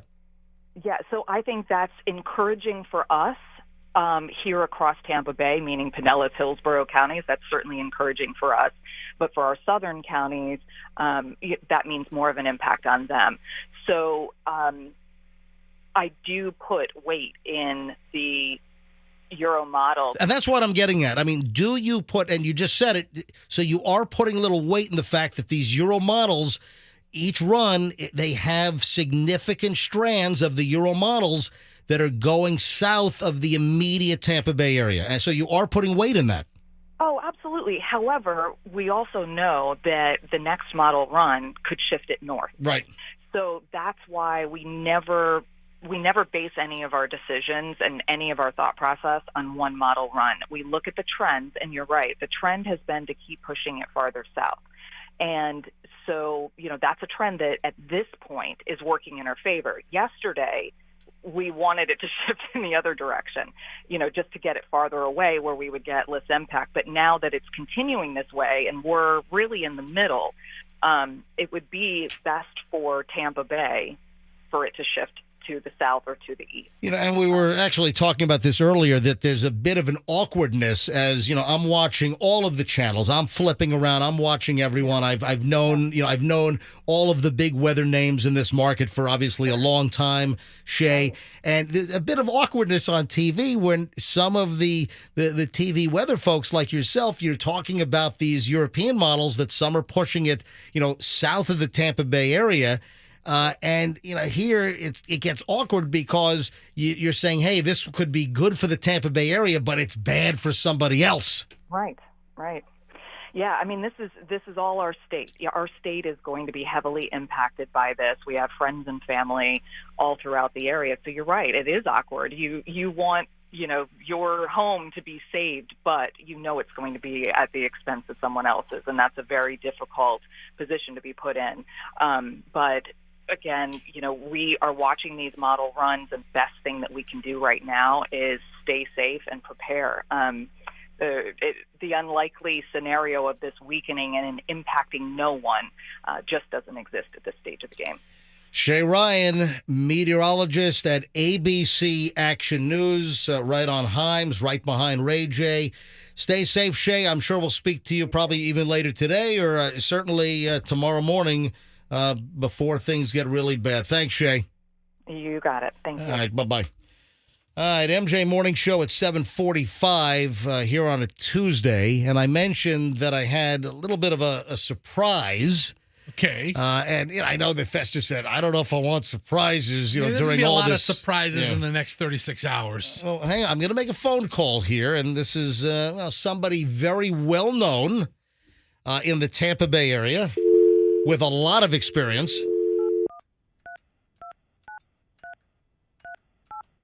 All right, I'm calling an individual. Fester is trying to guess who I'm calling. Who could MJ possibly be calling? I'm just stopping myself from making old dead meteorologist jokes, like Roy Leap or David Grant or Dick Fletcher. No, this guy is still very much alive and certainly well known. The Tampa Bay area knows Steve Jervey from Channel 8. So Steve Jervey obviously retired a little over a year ago. Steve Jervey, welcome back to the MJ Morning Show. As they say in Monty Python, I'm not quite dead yet. Yes. So, well, Steve, give me some credit here. What have you been doing for the last year? Well, what does a retired guy do? Golf? He goes to lunch. I don't really golf. I got a motorcycle. Okay. Which is cool. There you go. And I love to ride that. Going to be taking some trips here and, doing some traveling and hanging out with friends and family and just loving it. Yeah, I really enjoy retirement. Hey, Steve, what's it like, kind of outside looking in now? Because for a long time, for decades during your career, you were in the middle of this action. What is it like, and what does it feel like to be, not on TV and not doing this round-the-clock coverage? Well, I tell you, it's kind of a relief in many ways because you put so much into it. It takes so much out of you because you have to be on 24/7, not on air all the time. Sometimes you do. But just the pressure of it and knowing and trying to work to get the best forecast possible and try to figure out how to explain to people, the variability of these storms. It's just there's a lot of pressure on you and your team, obviously. So having that pressure off is quite nice, needless to say. But you're also concerned as a homeowner and just for your fellow residents because you know that the impacts from these storms can be so great. All right, so Steve, we've got a large audience listening now. You have a lot of experience, and that obviously didn't disappear when you retired. Can I get your thoughts sort of from the outside looking in now? Folks, we're on with Steve Jervey, the former chief meteorologist at News Channel 8. Well, again, I told you I don't follow it as closely, but I'm watching the model trends, and they've all been shifting east. The Euro started that trend, really, and then, of course, the American model, as usual, kind of followed along. But that track, even this morning, has shifted east a bit more. And what that does is it puts the onus of the storm surge to the right or to the south of the eye, depending on your location on the coast. So if you're to the right of the eye, that's the big concern for higher winds. The storm is a Category 3 right now. It's still forecast to become a major hurricane, or Category 4, rather, as it clears Cuba. It's in a favorable environment, warm sea surface temperatures, low wind shear. But as it moves farther north, as it gets closer to the coast, it'll likely undergo some wind shear. But when you have a major hurricane out there, it's already built up this water, especially since it's slower moving. That's the tough part about this storm. It's moving so slow. Slow-moving storms are not good. The best thing is to have a fast-moving storm. And yes, it does some damage, but it leaves. But with a slower-moving storm, it has time to build up a storm surge and slowly move that water ashore. And I want to remind people that storm surges are not a big tidal wave like you see in the movies. It's a fast rising tide with waves on top of that, typical waves on top of that. That's why they could be so destructive. You know, just you're carrying around a tank, a fish tank, how heavy water is, and to put it in great volume like that up along the coast over a longer period of time, that's why it's so brutal for structures and the folks, especially on the barrier islands. But if with this particular storm, you know, we're built up, you know, the potential for 10-foot plus storm surge over these barrier islands, and then all flood-prone areas, all those areas, canals and inland areas, and up into the rivers. Manatee River right now seems to be a focus if you look at where the storm is currently forecast, and then also potentially the East Bay as well. But for Tampa Bay, this morning, that forecast track's looking a little bit better. Following that model trend, you're looking at water, being not as impactful into the bay. That's the worst case scenario for Tampa Bay, is pushing water into the bay. But that doesn't, mean that folks in Manatee County, as it's staying right now, couldn't feel the worst of this as on the current track. And that's, what we've been looking at. And you brought it up as well, that the Euro models keep trending east. And Steve, by the way, let me point out, Steve Jervey, formerly of Channel 8, you might be retired, but it doesn't sound like you're retired. Steve, it's in your blood. You still have it, buddy. Let me tell you right now. It is never going away. It's in your DNA, absolutely. So, Steve, with the Euro models, and traditionally, if you look at the last couple of years, I think that some of the Euro models have been the most accurate, right? That's what I've observed, yes. And I don't know the mechanics of what makes up each individual model, but I'm just looking at the results. And the results of the European model typically, and this is also true with this day-to-day forecasting, are just better. I'm not saying the GFS American model is bad. I'm just saying it seems like the Euro model seems to have a bit of an edge in terms of quicker and a bit more accurate in terms of forecasting. So as a forecaster, we would look at that and give it perhaps a little more credibility. Because, again, you look at these Euro model runs, and you have significant strands in the Euro model, Steve, that want to put this south of the immediate Tampa Bay area into Manatee or Sarasota counties. Yeah, and the guys at the National Hurricane Center, I mean, they're doing their best here. People get frustrated and say, why do these guys not know where the storm is going? There's a lot going on, and they're doing the best they can with what they have to work with. I mean, track forecasts have improved so much. Intensity forecast, still getting better. But, yes, that's the current thinking, is with it following the model trend, and you have to be patient in it with these storms. It's hard to do, but, yes, the current trend following that, the model trend, and we look at the consensus models as they've shifted east, that would put to the south or to the right of the eye. That is where the worst winds are, and that is where the worst storm surge would be. And remember in 2017 with Irma, MJ, I mean, that's when the water was pushed out of the bay. It was right. Eerie. It was like, what is going on? Listen, I stood in South Tampa, and my home is right on Tampa Bay in the Beach Park area, and I stood out and looked, and I could walk on sand hundreds and hundreds of yards into Tampa Bay. It was bizarre. Right, and that's all about positioning of where you are on the coastline. And if you live on the coastline, hopefully you know this, that it all depends on where the center of that storm. It's a completely different storm to you if you're left or right of the passage of the eye of the storm. Steve, you mentioned tracking has become pretty accurate, and then, of course, intensity kind of still working, that's improving. But what about the speed at which the storm is moving? That seems to be very accurate. You're able to get an eye on that and understand it throughout. The forward motion. Right. Yes. Yeah, that's an excellent point. And, as I mentioned, fast-moving storms, I mean, you get them out of here faster. I mean, they do build up a storm surge. Remember Charlie in 2004? That moved pretty quickly. But when you're dragging this out over days, when you're building up a storm surge out there, that water is just whipping up this higher amount of water and then moving it ashore in a fast-rising tide with waves on top of that, that's tough. The steering currents are weak. It's the rivers of air in the higher atmosphere that control these things. Got a couple areas of high pressure east and west, and they're kind of battling it out, moving this storm so slowly. And that's what's so frustrating about and bad, because you're basically keeping the effects of a hurricane over you for a longer period. That includes winds and on the coastal areas. Steve, if this does verify and it becomes a worst-case scenario for the Tampa Bay area, can you describe how life would change in the Tampa Bay area?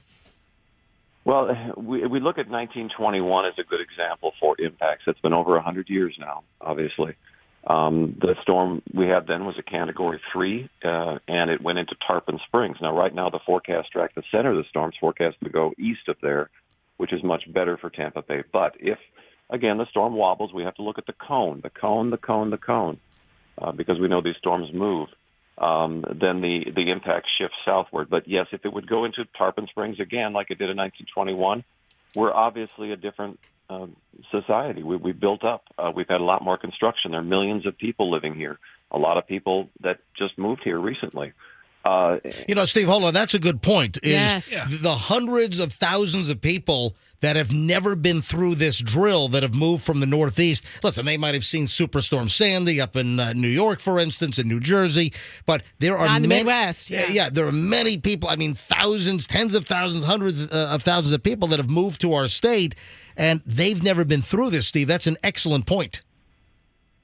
Yeah, look, I mean, each storm is unique. You can't say, "Oh, I've been through a hurricane," blah blah blah blah blah. Each one is unique. Each one has different impacts, and also your location makes the huge difference, obviously, too. So, yeah, you can never say I've been through a hurricane and have a point of reference. Our problem is because the bay is so shallow, if it goes into, for example, it's not going into Tarpon Springs currently, but you should stay aware that you're very much in the cone. This can change and shift. It pushes water into the bay, and there's nowhere for it to go, bottom line. So you have your beaches, obviously affected by storm surge, but in the bay, you're pushing that water, a lot of it, into a shallow bay, all of Tampa Bay. You're talking average of about 10 feet, I think, depth overall, not the areas that have been dredged for cruise ships, but, 10 feet. I mean, that water's got to go somewhere, and it goes out over those flood-prone areas. I mean, all the experts say that for a natural disaster, this is one of the worst-case scenarios in the right circumstance. I'm not saying that this is the one. I'm just saying that, in the right circumstances, like the 1921 storm, like the 1848 storm. Nobody lived here then. There's Fort Brooke, and all of the buildings downtown were destroyed at that point. It was 1848. There wasn't much here. But just know that, in the right circumstance, we have to take these storms extremely seriously, and that comes down to you and your personal preps in your home. You have to take responsibility. You live in Florida. We get storms. It's going to be a reality.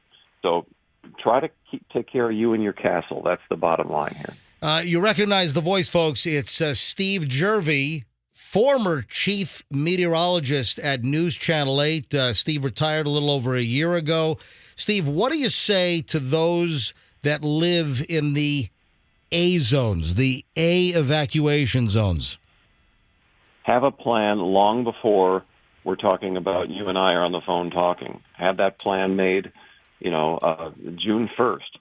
Look at your situation and know where you live, that there's a responsibility for enjoying that beautiful view, and then have a plan to evacuate. They've ordered these evacuations. Listen to the authorities, your local EOCs in Manatee, Sarasota, Pinellas, Hillsborough. They have emergency operations centers. That's what EOC stands for. These guys study this. They go to conferences. They pore over the data. They're prepared for this. You might not be as prepared. Listen to them and take their advice. Take it seriously. So, Steve, anyone in an A evacuation zone, do you think anyone in an A zone should remain in their house?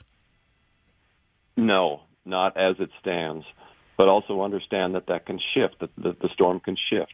But you have to move on the current data that exactly. you have. And, if the storm shifts and you wait too long, it might be a reasonable call, but if you wait too long and the storm does not shift, then you could be really in a big problem. Exactly right. You said it. That's why you have to, each EOC in each county will operate differently, and it will change with each advisory that comes out from the National Hurricane Center. And be at peace with knowing that there's not an exact forecast for this thing. It's going to change. It's going to shift. And that's just the way it is. And I'm sorry we don't have solid answers for that, but that's just the nature of these storms. Steve Jervy, if you don't mind, I'm sure we'll be back in touch with you. What about your old TV station? What is Channel 8 right along the Hillsborough River? Is Channel 8 designed to withstand the wind, the flooding? They are very much designed to handle the winds. As I remember, we moved into that building in 2000, and we constructed that building for that reason. Water's another story, and I can't comment. I don't know exactly what their plans are for that. Because that would likely put them in an evacuation zone under the right circumstances, of course. In terms of what their plan is, I don't know exactly, but I'm sure, of course, they're looking at that. Yes, you're right on the Hillsborough River. Right. Where are the studios? Are the studios elevated, or are they on the bottom floor? They're elevated. I mean, the bottom floor is parking areas and whatnot. The studio is on the first floor, but on the second floor is where the newsroom and all the offices are built up. So it was built up with that in mind to broadcast, but depending on the circumstances, in this case, if the storm shifts east, it would be better for the downtown area. But yes, they have plans and preparations, but in terms of what the specific ones are, I just don't know. Steve Jervy from News Channel 8, formerly the now retired chief meteorologist at News Channel 8. Steve Jervy, it is always great to hear your voice. And you stay safe, and we'll be back in touch. Will do, my friend. Have a good day. Hey, thanks, Steve. Yeah, thanks. Listen, MJ, I hear all these evacuation zones. I'm looking at the red evacuation zone, right. A, B, C, all the different counties. Wherever you are in the Tampa Bay area, you can experience potential power outage. I mean, my house isn't going to flood. Right. I live in North Tampa. I live in Lutz. I'm not in a flood zone, but I'm preparing for 2 weeks without power, maybe? I mean that a month? could happen, without a doubt. Hey, let me give out the Rock the Cash Box word here quickly. Guess what? Hey, even during this, the money is still going out, folks. This hour's word is amaze. A-M-A-Z-E. So this hour's word is amaze. A-M-A-Z-E. Text it nationwide to 45911 before 8:15. You have a shot at $1,000 cash, or you can enter it on the Q105 app or at myQ105.com. Good luck from the MJ Morning Show. Let's go to your calls now. We've been up until now, the first 2 hours of the show, we've been really packed with the National Hurricane Center, the National Weather Service in Ruskin, speaking with Channel 28. We just had Steve Jervy on. Let's go to your calls now. 800-990-1047. 800-990-1047. Any aspect of the preparation, evacuation, any observations, we're getting down to crunch time here, folks, and the preparations, really should have been made a while back. But what have you experienced? What questions? What comments? Do you have a place to go? Are you headed to a shelter? Have you tried to get hotel rooms? I'll tell you right now, as we screen calls, folks, we're grabbing calls. Anything that you want to talk about regarding this storm, any information you want to pass along. And again, everyone's got a different story, comment, or observation. 800-990-1047. We're opening the phone lines to you right now here on the MJ Morning Show. 800-990-1047. Give you a quick example, and Rox, I stand by. My area is an A evacuation zone. So where I live, we are in an A evacuation zone because I'm right on Tampa Bay. And while I built my house up, I had Paul Delgado, for instance. Paul Delgado, very good friend of mine. I was just out to dinner with Paul Delgado on Saturday night. Michelle and I and Paul and his wife, Marianne, we went to Burns on Saturday night. And in fact, we took a picture inside of Burns, inside the Roan room. And I'm standing next to Paul at a table. We got a big chunk of steak in front of us. And Paul is holding a tablet and he's looking at the model runs. So even Saturday night at dinner, Paul's checking his phone and during the whole dinner. So he's chewing on a big piece of steak. He's like, he's looking at the models. A guy like Paul, it doesn't stop. Any of these weather folks, even Saturday night, we're starting to look, better for us. Because remember, at that point on Saturday night, things were shifting more to the west, more to the Panhandle. And then, of course, we started getting this eastwardly movement, and that's where we are now, and it continues to move east. But, Paul's checking the models all night. But, and by the way, that picture's on my Instagram. So if you haven't seen my Instagram, and listen, I'm going to be documenting, our evacuation. I'm going to be doing a lot on my personal Instagram, which is Certified MJ Radio. So give me a follow on my Instagram, and, that might be the only form of communication for a while. We don't know what the status of the radio station is going to be, our towers, our signal, our studios. Yeah, that's something else, MJ. Our studios are in A zone. Past tomorrow, as a morning show, we don't have a plan. Okay, that's one of the questions that the texter have. Will we be able to hear you guys broadcasting? She said, "Good morning, Rox. I just really appreciate all the information that MJ's sharing." And so what can we tell them as far as Wednesday and Thursday? Well, we will be here tomorrow morning. The plan is to be here tomorrow morning, but beyond that, we don't know as conditions worsen.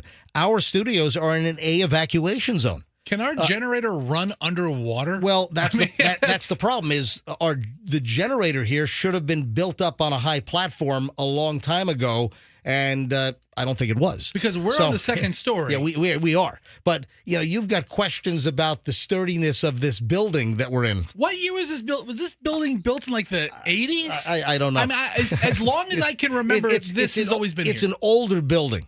So listen, the bottom line is. And, talking about my evacuation area, then we're going to go to phones here in a second. If you're on hold, stand by. Grab your calls in a second. But, where I am, we're in an A evacuation zone. So I did book a hotel for tonight, Wednesday, Thursday, Friday. So I booked a hotel, and we're not far from my house, but we booked a hotel room because it's not on the water like my house in South Tampa. And I booked a hotel in a D zone. So, not far away from International Plaza. You got hotels along Boy Scout in there, and you got the hotels along Cypress. I booked in a D zone, D as in Delta. So that is not going to flood. So I could be riding this thing out in a hotel. We don't know about the safety of this building. So, we've got a lot of questions. We're going to have an operational meeting a little later on because the company might not want us to stay in the studios. And then the question is, if we have a terrible storm. The generator is 10 feet off the ground. The fuel tank is about 4 feet off the ground. Who's saying that? Ted. Oh, Ted is saying that? All right, because I heard the generator was not quite that far off the ground. All right, that's good to know. Yes. All right, because, that if we lose power, the generator, it's my understanding we've got about 3 days of fuel. So the generator can run for about 3 days, and that should give us ample time because we also have, emergency dispensation, whereas we get priority fuel deliveries because we're a, information and broadcast operation. So I was told by somebody else that our generator was fairly close to the ground, but Ted is saying Ted's word. Something different. Over coffee. Yeah. All right, let's go to phones here. 800-990-1047. Let's go to your calls. What are your questions? Talk about your evacuation. Talk about last-minute preparation. Have you had trouble getting supplies? I mean, anything. There are 150 things, 250 things, 1,000 things that I can't even think of that you as a listener might be able to bring to the program right now. So 800-990-1047 is how you get in. We'll go to phones in a second here.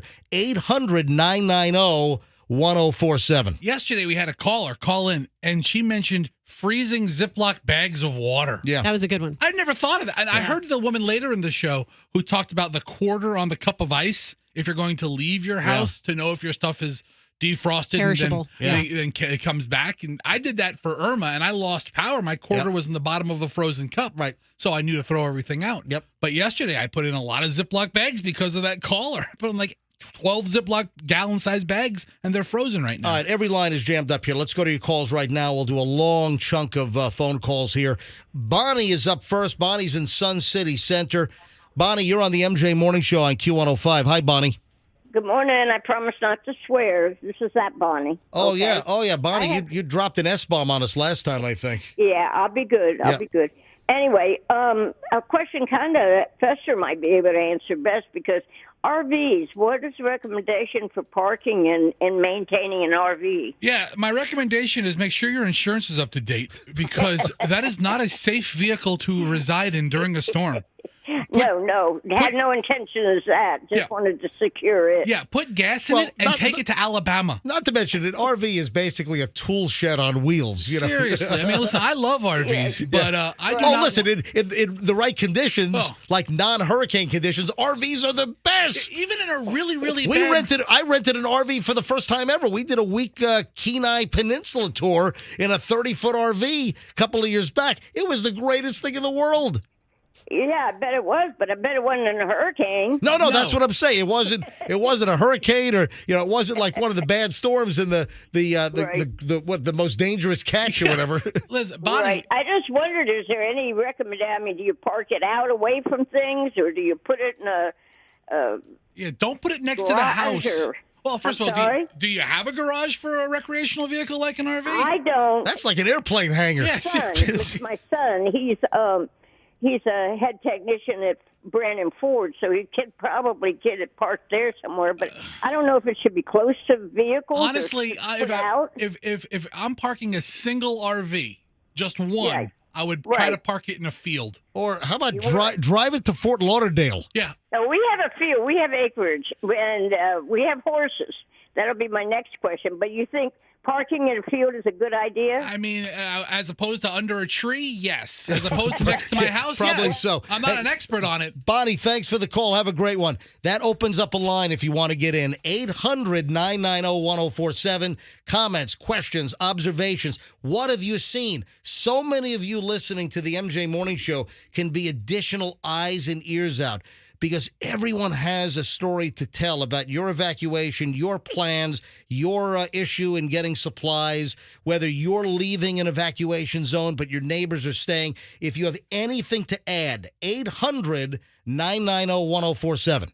We're taking phone calls here for a while, and I just look forward to the variety of the questions here. Yeah, Rox. I'm going to try to sprinkle in texters' comments and questions. Two quick questions. How often do those updates come when they reroute the storm or update? We had one this morning at 5 a.m., and when do those other updates come? All right, so let me answer that question. The major updates from the National Hurricane Center, they come at 5 a.m., 11 a.m., 5 p.m., and 11 p.m. Those are the major updates, and those are the ones where they give you the major track updates.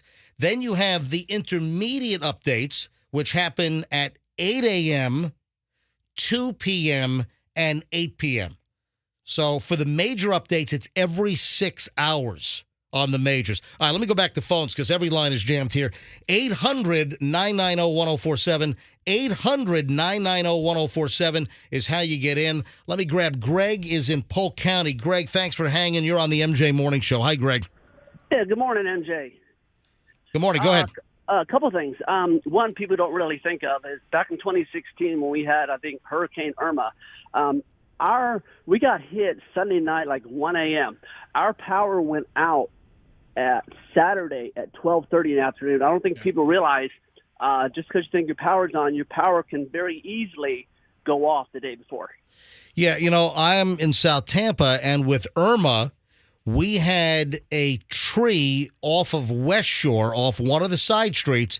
We had a big old oak tree, it looked like it might have been one of the old grandfather oaks, very old tree, and the tree fell over. It smashed a wall surrounding a house, and it took out power lines, and this was blocks away from my house. This was blocks away, and it still knocked out my power, and I could verify with Michelle, but our power was out, I think, it was 3 or 4 days before they had to be able to cut the tree to be able to get it off of the power lines. Hang on a minute. We're getting a live update, a live emergency. Hang on a sec, Greg. We're all of our phones are going off right now. We have an emergency alert, extreme, Pinellas mandatory evacuation for levels A, B, and C, and all mobile homes. So right now, Pinellas County mandatory evacuation for levels A, B, and C. Now, previously, let me just look at where we stood as of before that announcement.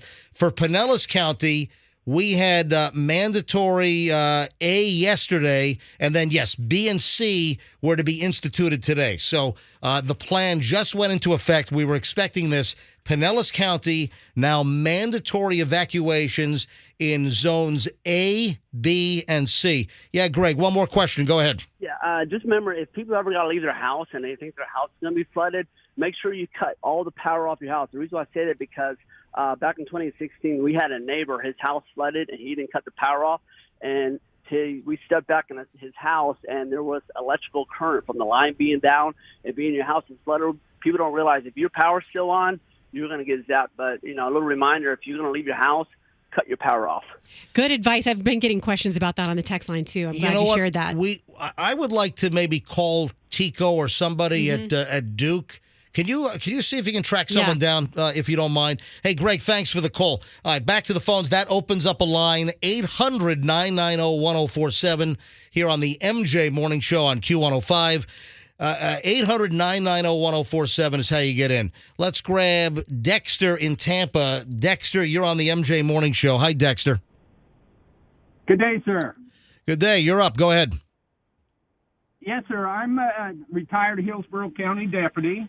I retired in 2008, but I worked Andrew the week after it happened, and I thought maybe I would let some people know. Yeah, I think that's great. So you're telling me that as a Hillsborough County deputy, you were in a detail that was sent down to Miami-Dade County to help out? Yes, sir. What did you observe? Please, I mean, you have serious experience on the ground after a major hurricane in Andrew back in, August of 92? Yes, sir. Yes, sir. All right. What did you see? Yeah, Dexter, give us some insight. Some of the stuff that I saw was just a second, sir. Yeah. All right. I'm on the phone. Okay, well, I need to give you direction. Okay, can I just park 1 second? Outside the gate, you can park. Okay. All right. Jesus. Dexter, I'll put him on hold. I've got some information. Dexter, hang on a sec. Yes. Yeah, I'm trying to confirm this, but someone told me that they're disconnecting power in South Tampa and downtown. Yeah, tomorrow. that's on my list. So there's going to be some preemptive disconnections. So again, this broke last night that the TECO is going to do some preemptive power shutoffs for some places in downtown Tampa, Harbor Island, as well as Davis Islands. So there are going to be some preemptive power shutoffs in those areas beginning tomorrow, where they say that by shutting off the power, it could help prevent more extensive damage to some of the underground transmission lines because of expected storm surge and flooding. So we'll give you more information on that in just a bit. Roxanne, that was on my list. Thank you for bringing that up. There's just so much to get to here. All right, let me get back to Dexter. Dexter, have you sorted out your parking problem? Yes, sir. Okay, all right, Dexter. What I wanted to say was some of the stuff that I saw, it was horrendous. And all right, well, listen, that's why I think this is a great call. All right, so Dexter, when you did police detail, so Dexter was in Miami-Dade after Andrew. You guys were sent down there to help out from Hillsborough County Sheriff's Office. What did you see? Well, in the Homestead area, which was the hardest hit, was where we basically patrolled. For example, there was numerous mobile home parks down there, and when we tried to patrol through them, it was basically like a big junkyard. Yeah, and listen, that's an important point. Is if you're in a mobile home, get out. And that's important. Those things are not built to withstand the potential hurricane force winds. So again, so you're driving through a mobile home park, and you're saying it was like driving through a debris field, like you're in a junkyard. Yeah. Well, we had to be very careful driving through it because there was stuff all in the roads, and there was, they were just ripped apart. It was as though the buildings had been torn down by these big machines and ripped apart and left there stacked and blown together. And all right, thank you, Dexter. Terrible. Fester, why are you trying to? I want to hear the story here. He's talking about a mobile home park from 30 years ago. But guess what? that applies today. People in the Do you know how many Fester? Do you know how many mobile home parks are in the Tampa Bay area? What Dexter is telling us is, if you're in a mobile home in the Tampa Bay area, you don't want to stay in that mobile home. That's not breaking news. Thank you, but Dexter. Guess what? But there are people that might not know that. You have people that make bad decisions. They know that, man. So, I hope they so. They know they live in a mobile home. All right. Let's talk to people who are actually preparing for this storm. All right. Dexter, Thank you, Dexter. Fester, you're having a flippin' conniption over here. I got people here who are preparing for tomorrow, and he's talking about, 30 years ago, I was a cop, and mobile homes got flipped over. Crap. Fester, do you need a timeout? Do No, you need to just move on? Yeah, Roxanne is like looking at you like you're having a meltdown. Roxanne, tell me I'm wrong. I'm just putting on lipstick. Yeah, no, MJ. I actually feel bad for the guy. Okay. Hey, Dexter, thanks for the call. You, I appreciate it. All right, Fester, dude, do you need Don't give me a glare. No, I don't need a timeout. Let's talk to people preparing for this storm. I think he's just trying to provide a frame of 40 reference. years ago, it was a high tide. All right, Philippe in Zephyr Hills. Philippe, you're on the MJ Morning Show. Hi. How you doing? Second-time caller. Yeah, at Royal King in here in Zephyr Hills, they brought a big shipment of water. So if anybody's looking for water in Zephyr Hills, Royal King had it as of 7 o'clock last night. No gas cans, no generators. That's the only place that I know in Zephyr Hills that has water as of last night at 7 o'clock. All right, buddy. Thank you very much for the tip. We appreciate it. Opens up a line, 800-990-1047. 800-990-1047. Yeah, Rox. Getting reports they're out of gas, regular gas in Land O'Lakes. Someone just texted that. I don't know. Is it every gas station or just selected gas stations in Land O'Lakes? There's that website, Gas Buddy, that has accurate gas levels. Yeah, sort of real-time gas availability. Right. It's gasbuddy.com, gasbuddy.com. That opened up a line, 800-990-1047. Again, comments, questions, observations. Everyone has potentially something different to bring to the MJ Morning Show. Dana is on I-4. Hey, Dana, you're on the MJ Morning Show on Q105. Hi. Good morning. How are you? I am well. Go ahead. I am on I-4. I am doing 19 miles an hour, and there are lights everywhere, and people are just trying to get out of Tampa. At least they're behaving right now. All right. So where are you on I-4? I'm just about to get to the Disney World exit to get on 417 to go to Cocoa Beach. So it's still a parking lot pretty much right now. All right. Well, listen, stay safe. What speed do you think you're moving at? Right now, I just 15 miles an hour. Wow. All right. Thanks for the call. Appreciate it. You're welcome. Right. Be safe out there. Yeah, you too, Dana. Thank you. Let's grab Kyle in Zephyr Hills. Kyle, you're on the MJ Morning Show on Q105. Hi, Kyle. Good morning. Yes, sir. Go ahead. I just have a question for you guys. If we're going to go down to a shelter here later, my grandmother was in a mobile home. I'm going to go with her. We have a battery-powered radio. What's Q105's plan? Are you guys going to simulcast the television station? Yeah, so, again, we're going to remain in studio for as long as we possibly can. And then we have, obviously, television partner Channel 28, ABC Action News. So we're going to play it by ear. Again, this storm, if it continues to track to the east, and again, you've got Euro models that want to put this thing south of the Tampa Bay area, and that could technically change things. Now, right now, as of the 5 a.m. forecast from the National Hurricane Center, it's putting this storm right up Tampa Bay. That was the terminology. That was the language that Philippe said. Philippe said that, hey, this thing is going right up Tampa Bay right now. But with each major advisory, we've been seeing this eastwardly track where it's just moving east, east, east.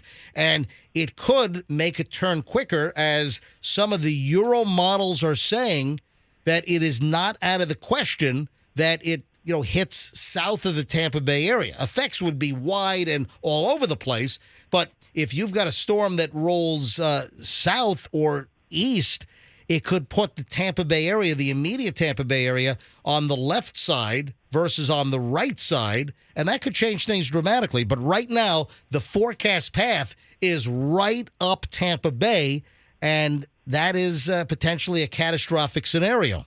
And maybe this is an off-air conversation, MJ, but we're going to be here tomorrow, right? That's the plan. Even though we heard that it's going to get bad overnight around 2 to 4 a.m. Right. Is that when we'll start to see tropical winds? Well, we got the timeline a little bit earlier, and the timeline that we have is really the tropical storm force winds. We could start seeing those, and rain and tropical storm force winds. Now, we're going to have rain scattered throughout today, but it's really timing-wise about 2 to 4 a.m. tomorrow morning. So early Wednesday morning, 2 to 4 a.m. Wednesday morning is when we expect to see the really initial effects of the tropical storm winds.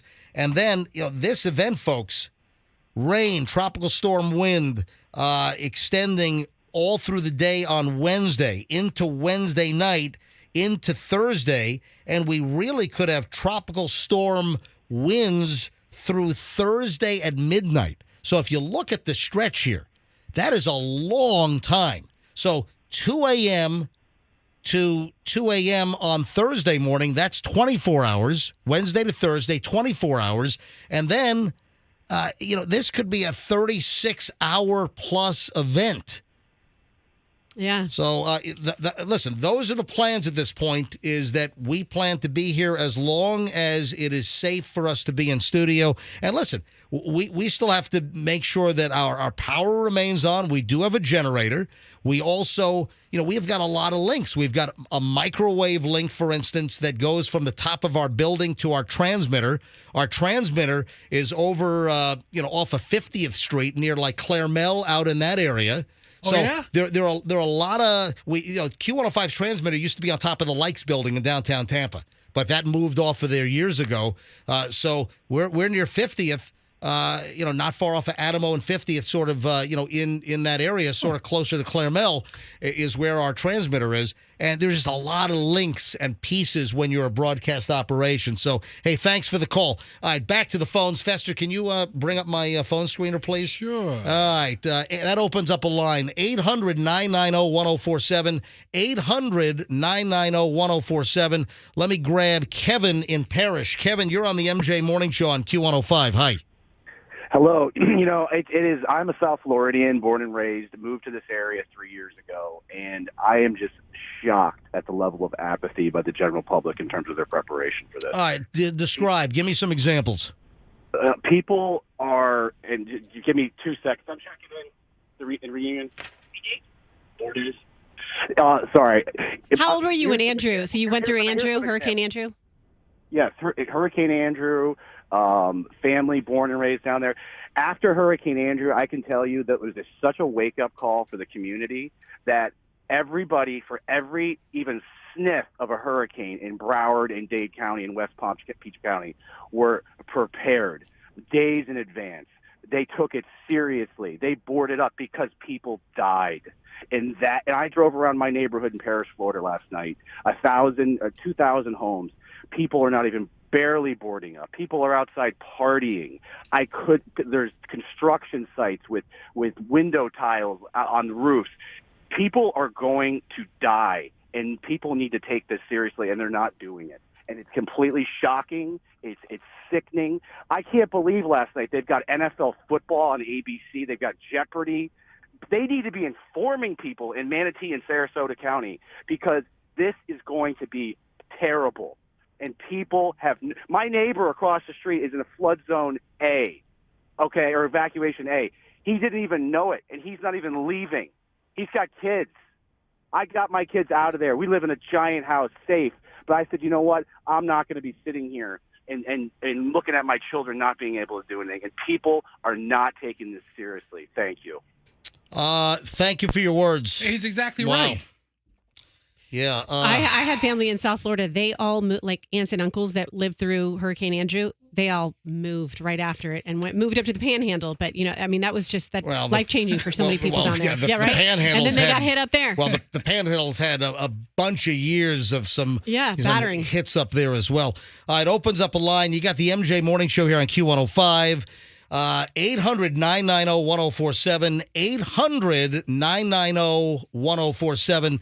That is how you get on. Comments, questions, and when you see the forecast path, and originally this thing was sitting off, it looked, a day ago, this was, off the coast of Pinellas County, whether it was going to be 50 or 60 or 80 miles, but this thing was off the coast. And then it's been tracking eastward.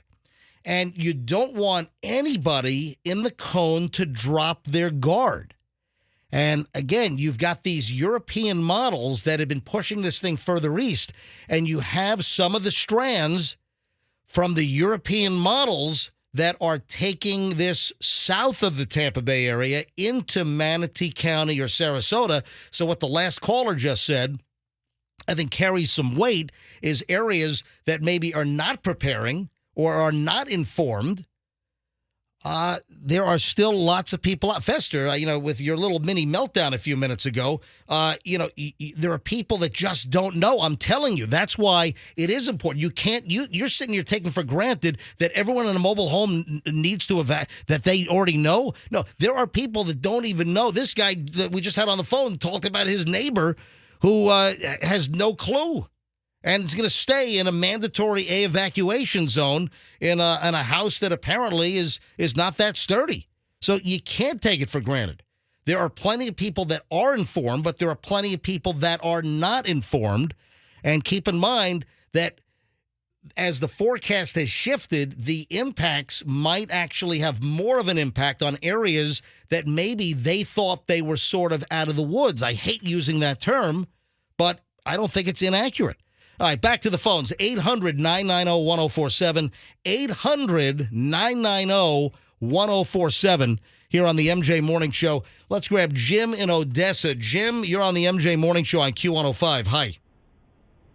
Good morning, MJ. Long-time listener. I'm glad you guys are on. You always provide good information. Thank you, buddy. Go ahead. I have a very important question, which nobody seems to really know or really wants to venture a guess. If I live 15 miles inland in Pasco County, 15, 16 miles from the coast, is there any possibility that storm surge could get this far inland? That's the question I need. Yeah, what you do is you look at your county's flood mapping and evacuation zones. They recently revised these. So anybody that doesn't know their flood zone, and I'm telling you right now, there are plenty of people out there that don't know their flood zone. It is easy. Right. Wherever you live, whatever county you're in, just go to Google or whatever, type in flood evacuation zone or evacuation zone map.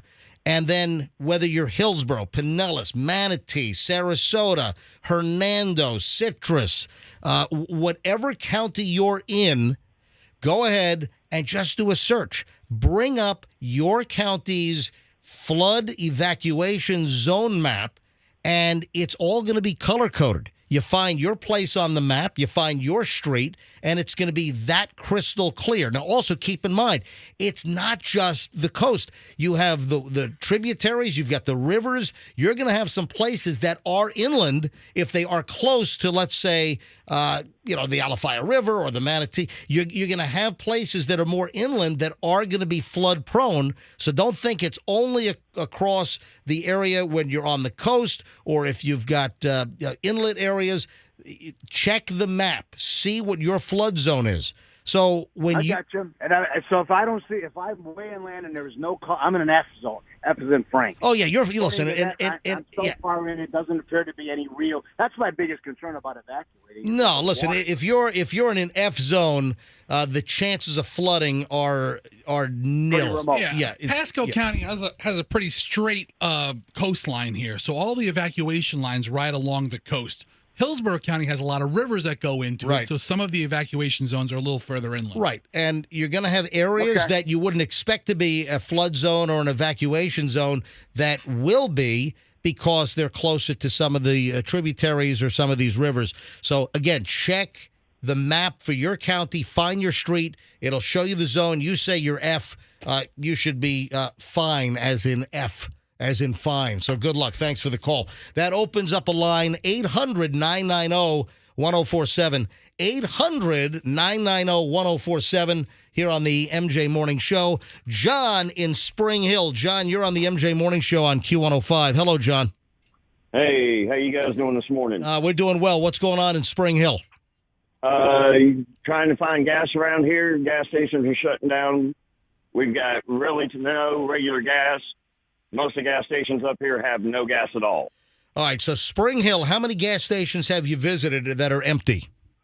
5. All right, so everything, all grades, the low grade, the middle grade, and the high grade, all gas is out at the 5 stations that you went to? Yep. And the last one I just got to, which is by the Spring Hill Lowe's, is a 7-Eleven, or one of the last few with gas around here. And were the lines extensive to try to get the gas that remained? Not too bad right at the moment, but they were building. All right, thank you, buddy. Appreciate the call. See, this is why we're taking phone calls. So there's a Spring Hill call, and John says that gas is getting tough to find. Found one station right now.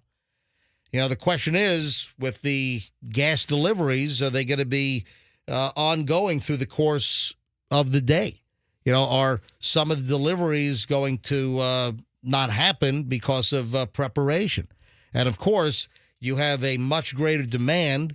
You're sort of busting the typical cycle of fill-ups that are spread out during the course of the week. Everyone is rushing to top off tanks, to fill up gas containers for generators. So you've got a high demand on gasoline right now. So that would be expected. Something I want to bring up that we haven't talked about so far is, of course, those medical professionals that have to go in and will be at the hospitals 24/7 to take care of people. So not only do they have to take care of their own home and their family, but then they have to go into the hospital. So we're thinking about all of them and all the hard work and dedication that they'll be, that they're doing this week. There are a lot of people that work in the medical care. There are a lot of people that are first responders. Right. And you have a lot of people that are going to be working very, very hard, without a doubt. All right, phones are jamming here, folks. Let me go back to your calls. 800-990-1047. 800-990-1047 is how you get on. Let's grab Gabby in Sarasota. Gabby, I believe, is a law enforcement officer. Gabby, you're on the MJ Morning Show. Hi. Hey there. Yeah, actually, I'm a TSA officer. My fiance is a law enforcement officer, and so we get a lot of info, obviously. Yep. People need to be prepared for more than just hurricane. Yeah, people need to be understanding that there's a lot of people that are going to take advantage of them. They need to be prepared. And I hate to bring, things you need to be able to protect your family and yourself, because people are going to be desperate because they weren't preparing for this. This isn't something that usually happens here. Right. And also keep in mind, you're calling in Sarasota. And, as Sarasota folks, this way, so. You just said it. It keeps tracking more your way. And, there are people not prepared. Yeah, people down in Sarasota. And this is important to realize, that people in Sarasota and Manatee counties, and even, Charlotte County, I think people there maybe have dropped their guard a little bit, because the track has been coming more toward the Tampa Bay area.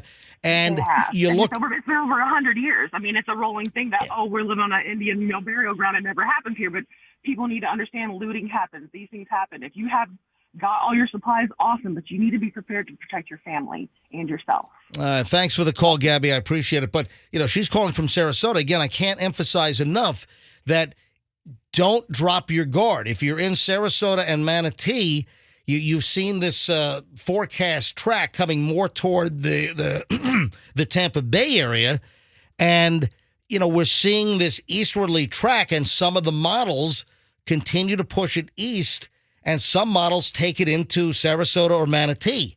So you just heard what Gabby said, that down there people seem to have dropped their guard, and you can't do that. The whole Tampa Bay area has to be completely aware of this because these storms do shift. We've seen what happened with Charlie. Charlie was also in 2004. Charlie was making a beeline right for the Tampa Bay area and then took a right-hand turn into Charlotte Harbor. Man, I remember seeing right along I-75, right near Port Charlotte. I remember the red roof of that fire station right off of I-75. I saw that entire fire station roof taken from the east side of I-75, and the entire red roof of that fire station was hurled over on the west side of I-75. I was up with Randy, the former chopper pilot for Fox 13. I was up in the chopper for a couple of hours flying over Charlotte County, and I saw a ton of Charlie damage from the air from Skyfox, from the Fox 13 chopper. Back after Charlie. Just days after Charlie, I was up with Fox, up in the helicopter. All right, 800-990-1047 is how you get in. Phones are still jammed. Let me grab Scott in Tampa. Scott, you're on the MJ Morning Show on Q105. Hi. Hello. Hey, Scott, go ahead. You're on. I'm in St. Pete. Yep, go ahead, Scott. I'm sorry, your screen says Tampa, but St. Pete it is. Go ahead. Okay. I just wanted to bring up that a lot of people are going to try to freak out over this. You got to remember, the American people are watching. Everybody knows this happens all the time. Every time we have a natural disaster, people come in and help us. We're not going to be left without anything. We're not going to die in the aftermath. This is all normal stuff. And the people come together. This is an opportunity more than anything to get to know your neighbors, if nothing else. Just be ready to help each other out. We're all going to go through this together. It's no big deal. We've done it before. And people freaking out and heading for Georgia, they got no hotels, they got no gas, they got nothing left. When you get there, it's a 16-hour drive, and it's normally a 4-hour drive, and all you're doing is jamming up traffic and jamming up the highways. We're going to be fine when this is all said and done. Well, hang on. If you're in an evacuation area, you want to evacuate. And do you have but you don't have to go to Georgia. Well, listen, I agree with that. Do you have to drive to Georgia? No. Can you move into a shelter or a hotel or a friend's place in a safer place and a non-evacuation zone or a higher evacuation zone? Absolutely. You don't need to go all the way to Georgia. I fully concur. Listen, I've told the story on what we're doing.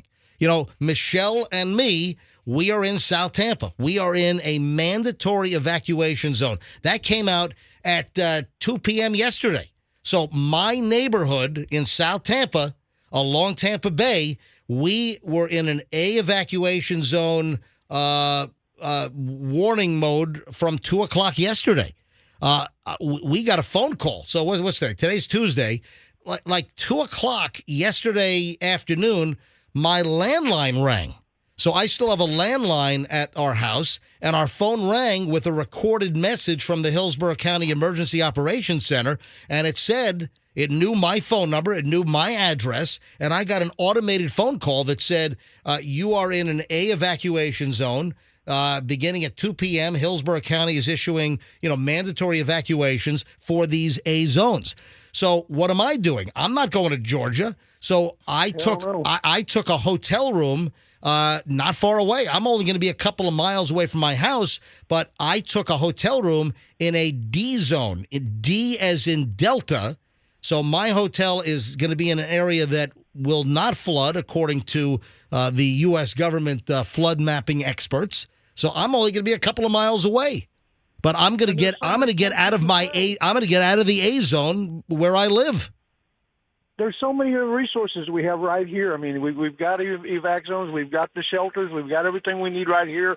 So people don't need to jam up the highways and tie up our highway patrol, bringing them gas because they run out of gas. Yeah. And then you weather a storm in your car instead of in a house or in a zone. Listen, I got you loud and clear. Scott, I think you made some very good points. I want to be around Scott during, just, I think he doesn't panic. He keeps it cool. Listen, the bottom line is you don't panic, but also you don't want to get too complacent or too blasé about the situation. I'm all for not panicking, but I'm also a little bit more serious than Scott in all of this, where I'm not looking at this as an opportunity to meet my neighbors. Well, no, I mean, I don't think Scott's not being serious. I think he's just trying to say, let's have as much good come out of this and come together. And sure. If you are on hold, hang on.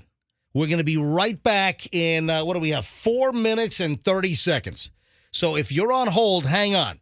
We're right back in just over 4 minutes here on the MJ Morning Show. We'll go right back to your phones. Also, we should be speaking with Paul Delgado, my buddy Paul from Fox 13. Paul Delgado should join us right at 9 o'clock, so in about 15 minutes or so. And we'll also check in later on with the National Hurricane Center down in Miami. The next major update comes at 11 a.m. So the intermediate came out about, 45, 50 minutes ago. No track shifts there, but a major update as far as tracking will happen at 11 a.m.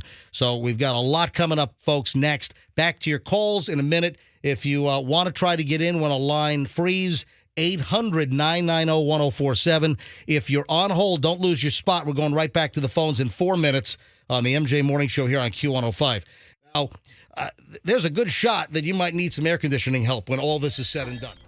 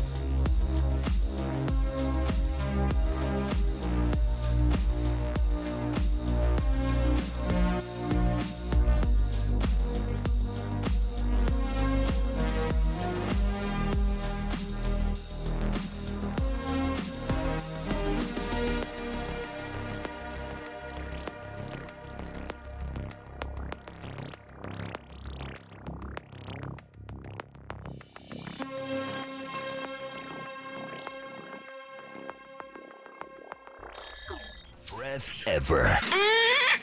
The MJ Morning Show.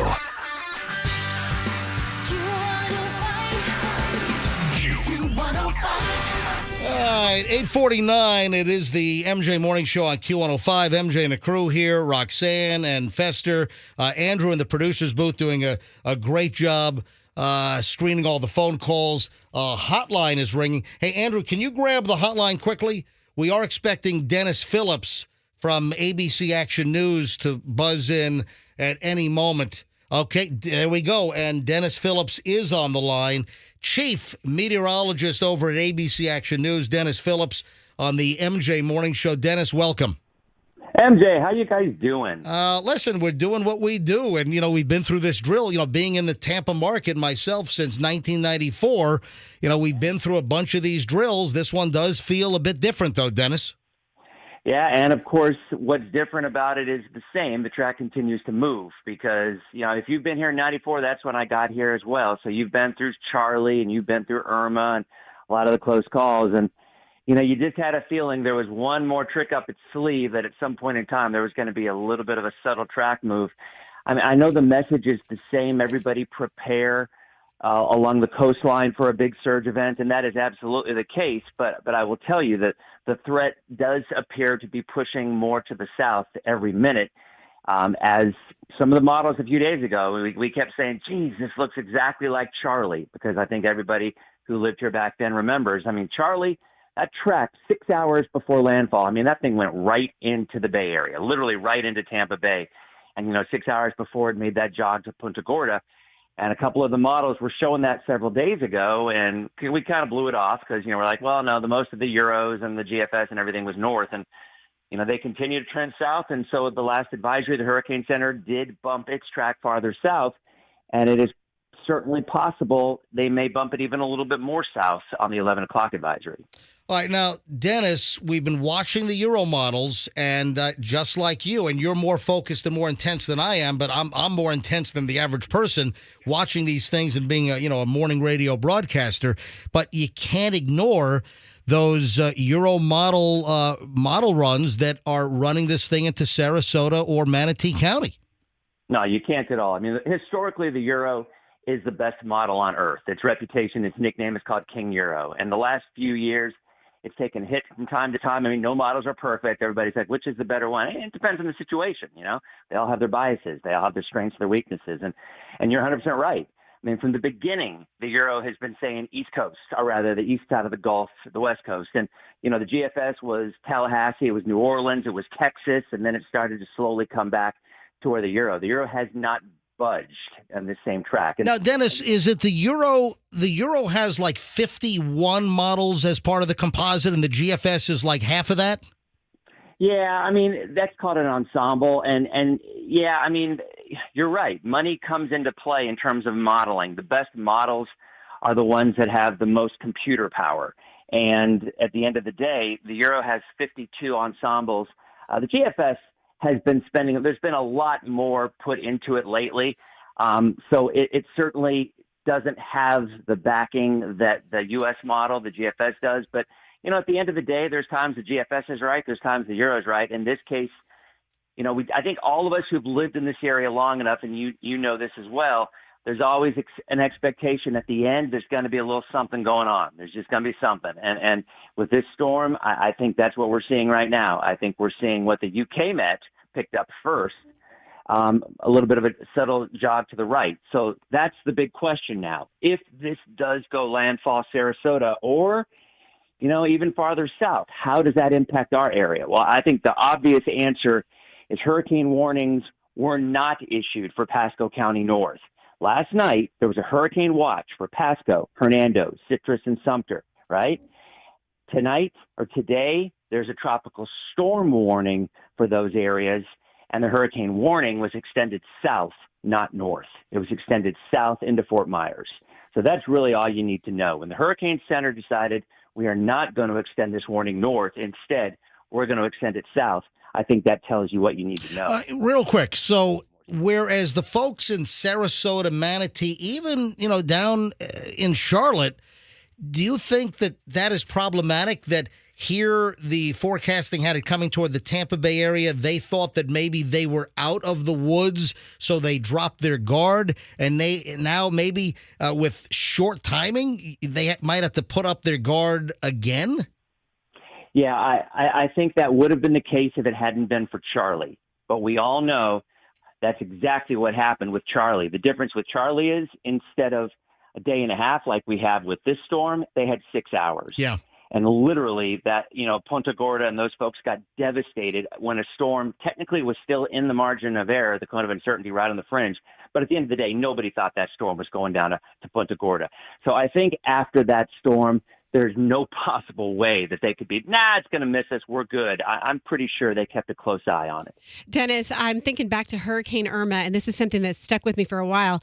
Everybody was, there's a lot of pandemonium there, and I've referenced this a couple of times. I think Anderson Cooper was in South Tampa talking about Kennedy Boulevard was going to be wiped out. And I remember watching you, and everything that you said during Hurricane Irma coverage came to fruition, and you were the least, not to say that you were telling people not to prepare by any means, but you were the most calm about things, and that always stuck with me. I'm like, I'm always going to go with what Dennis says because you were right on with all that. And sometimes someone will pick a game who's going to win the sporting event, and they're wrong and they don't get held accountable, but you were right about that. And so that really stuck with me. Well, I appreciate it. I'll tell you, it was a learning experience for me as I've gotten older, like way older.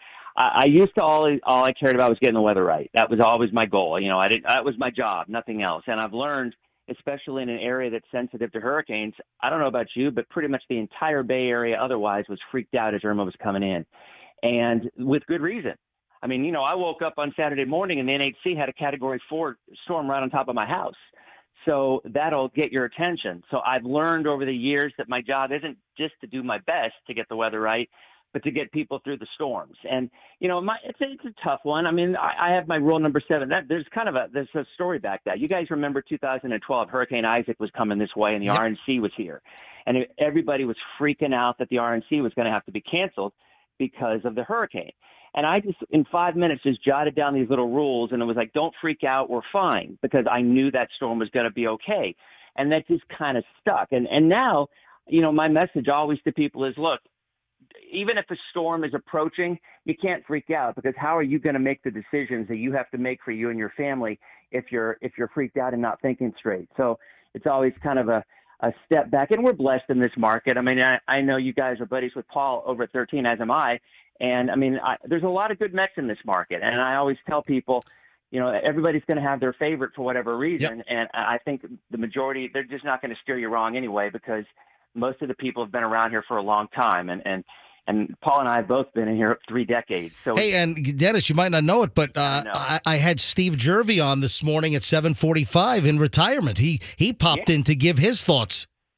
Exactly. I mean, you've got these folks. Steve is the same way. I mean, I've known Steve for when he was in Orlando. I was working in Gainesville back in the late 80s. And Steve was in Orlando, and I was offered a job at the station. I met him there. And great guy. Really laid-back personality. He's, again, the kind of guy that's great to walk you through a storm because he's not going to be freaking you out. And I admit, even back in the day, 20 years ago, I would get so excited when a storm was coming because most weather geeks like myself and a lot of other folks, I mean, we love storms. We love what, the power that they have, and we love watching them. That's why we get into weather in the first place. And, that doesn't translate well on TV because, you're not looking like you're empathetic toward the people who are really stressed because they're afraid their entire world is about to be blown up. And I guess at that point you realize, as I said, the job is getting people through it. So with this storm, I've tried to have the message, look, a lot of things can change in the Bay Area. We all know they usually do. So this is not set in stone. Why focus on the worst case scenario on every single model run? Because that's what a lot of people do.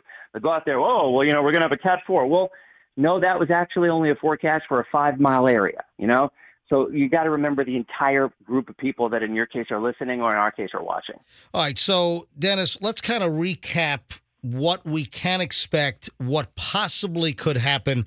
At this point, we spoke to the National Hurricane Center. We spoke to one of the forecasters in the 6 a.m. hour when we came on, and he was talking about the 5 a.m. advisory. And with the 5 a.m. advisory, they have the storm really, and he used the language that as of now, the forecast track is essentially right up the mouth of Tampa Bay.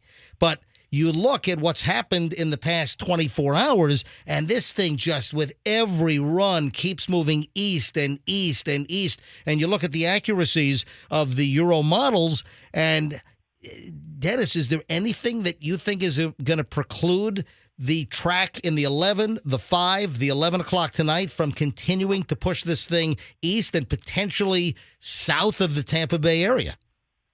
I mean, it's a big storm. The impacts will be felt across the majority of the Tampa Bay area. Citrus County, Hernando County, maybe not so much. But let me tell you about the NHC. The smartest people in the world when it comes to Hurricane Center, but they toe the company line. In other words, when that 5 a.m. advisory comes out, no matter who you talk to, they are not going to deviate from that 5 a.m. advisory. That's what they do. Hurricane Charlie, I remember this so well.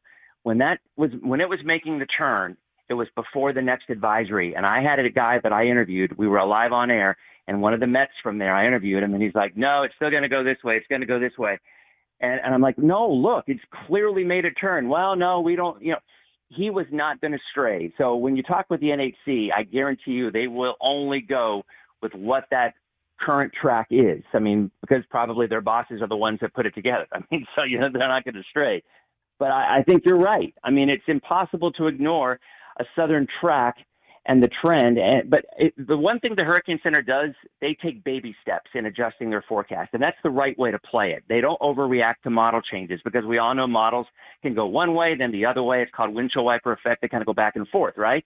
So they don't want to get caught playing that game where they go with the model run and then it corrects itself and they have to go back. So they take baby steps.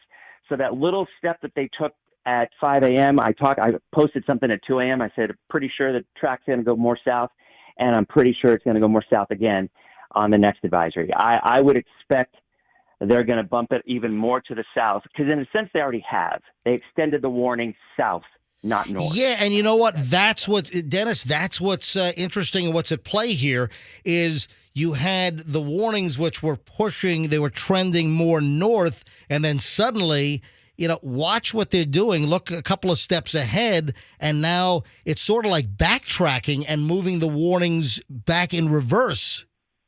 100%.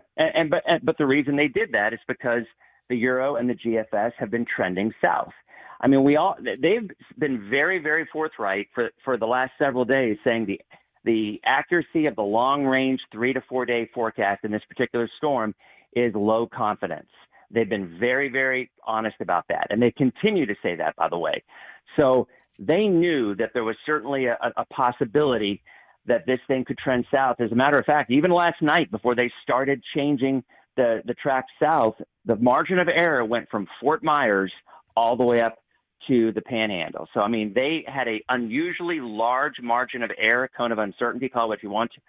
And that kind of told us that they're not really sure about this track and it can go either way. And that's what's happening. So, yeah, I would expect the track to go farther to the south. But I want to bring up a really important point here. People think of I think in a lot of people's minds, they're used to seeing that little hurricane icon with a number on it, and they think that's where the hurricane is.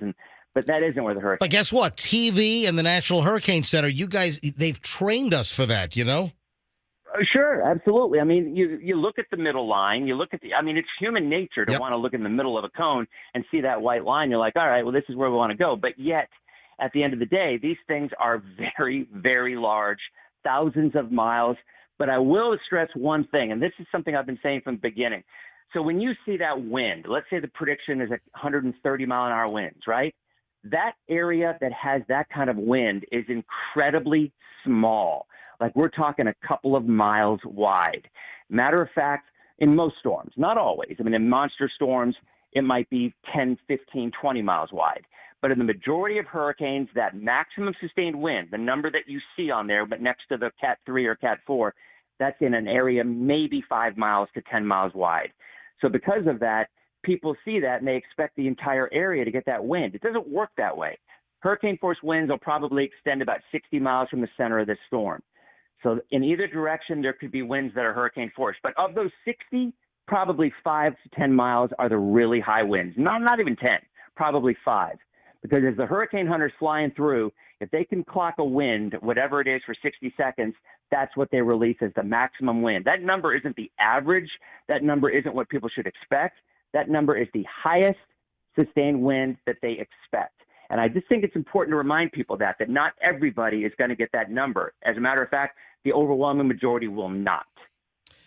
Dennis, obviously, I would, and I hope that everyone listening is the same way, I would rather prepare for the worst. I would rather prepare for a storm surge of 9, 10 feet along, West Shore Boulevard. I live, in the Beach Park area. My home is right on Tampa Bay, and I'm in an evacuation zone. And let me tell you right now that I would much rather prepare to the hilt, get my family, get my pets out of the home, and have no storm surge. I'm not going to be of the mindset, oh, man, I did all this preparation and I didn't get water in my home. I'm hoping that's the case. I'm hoping that we've prepared, because we can only act on the best information that we have at the time.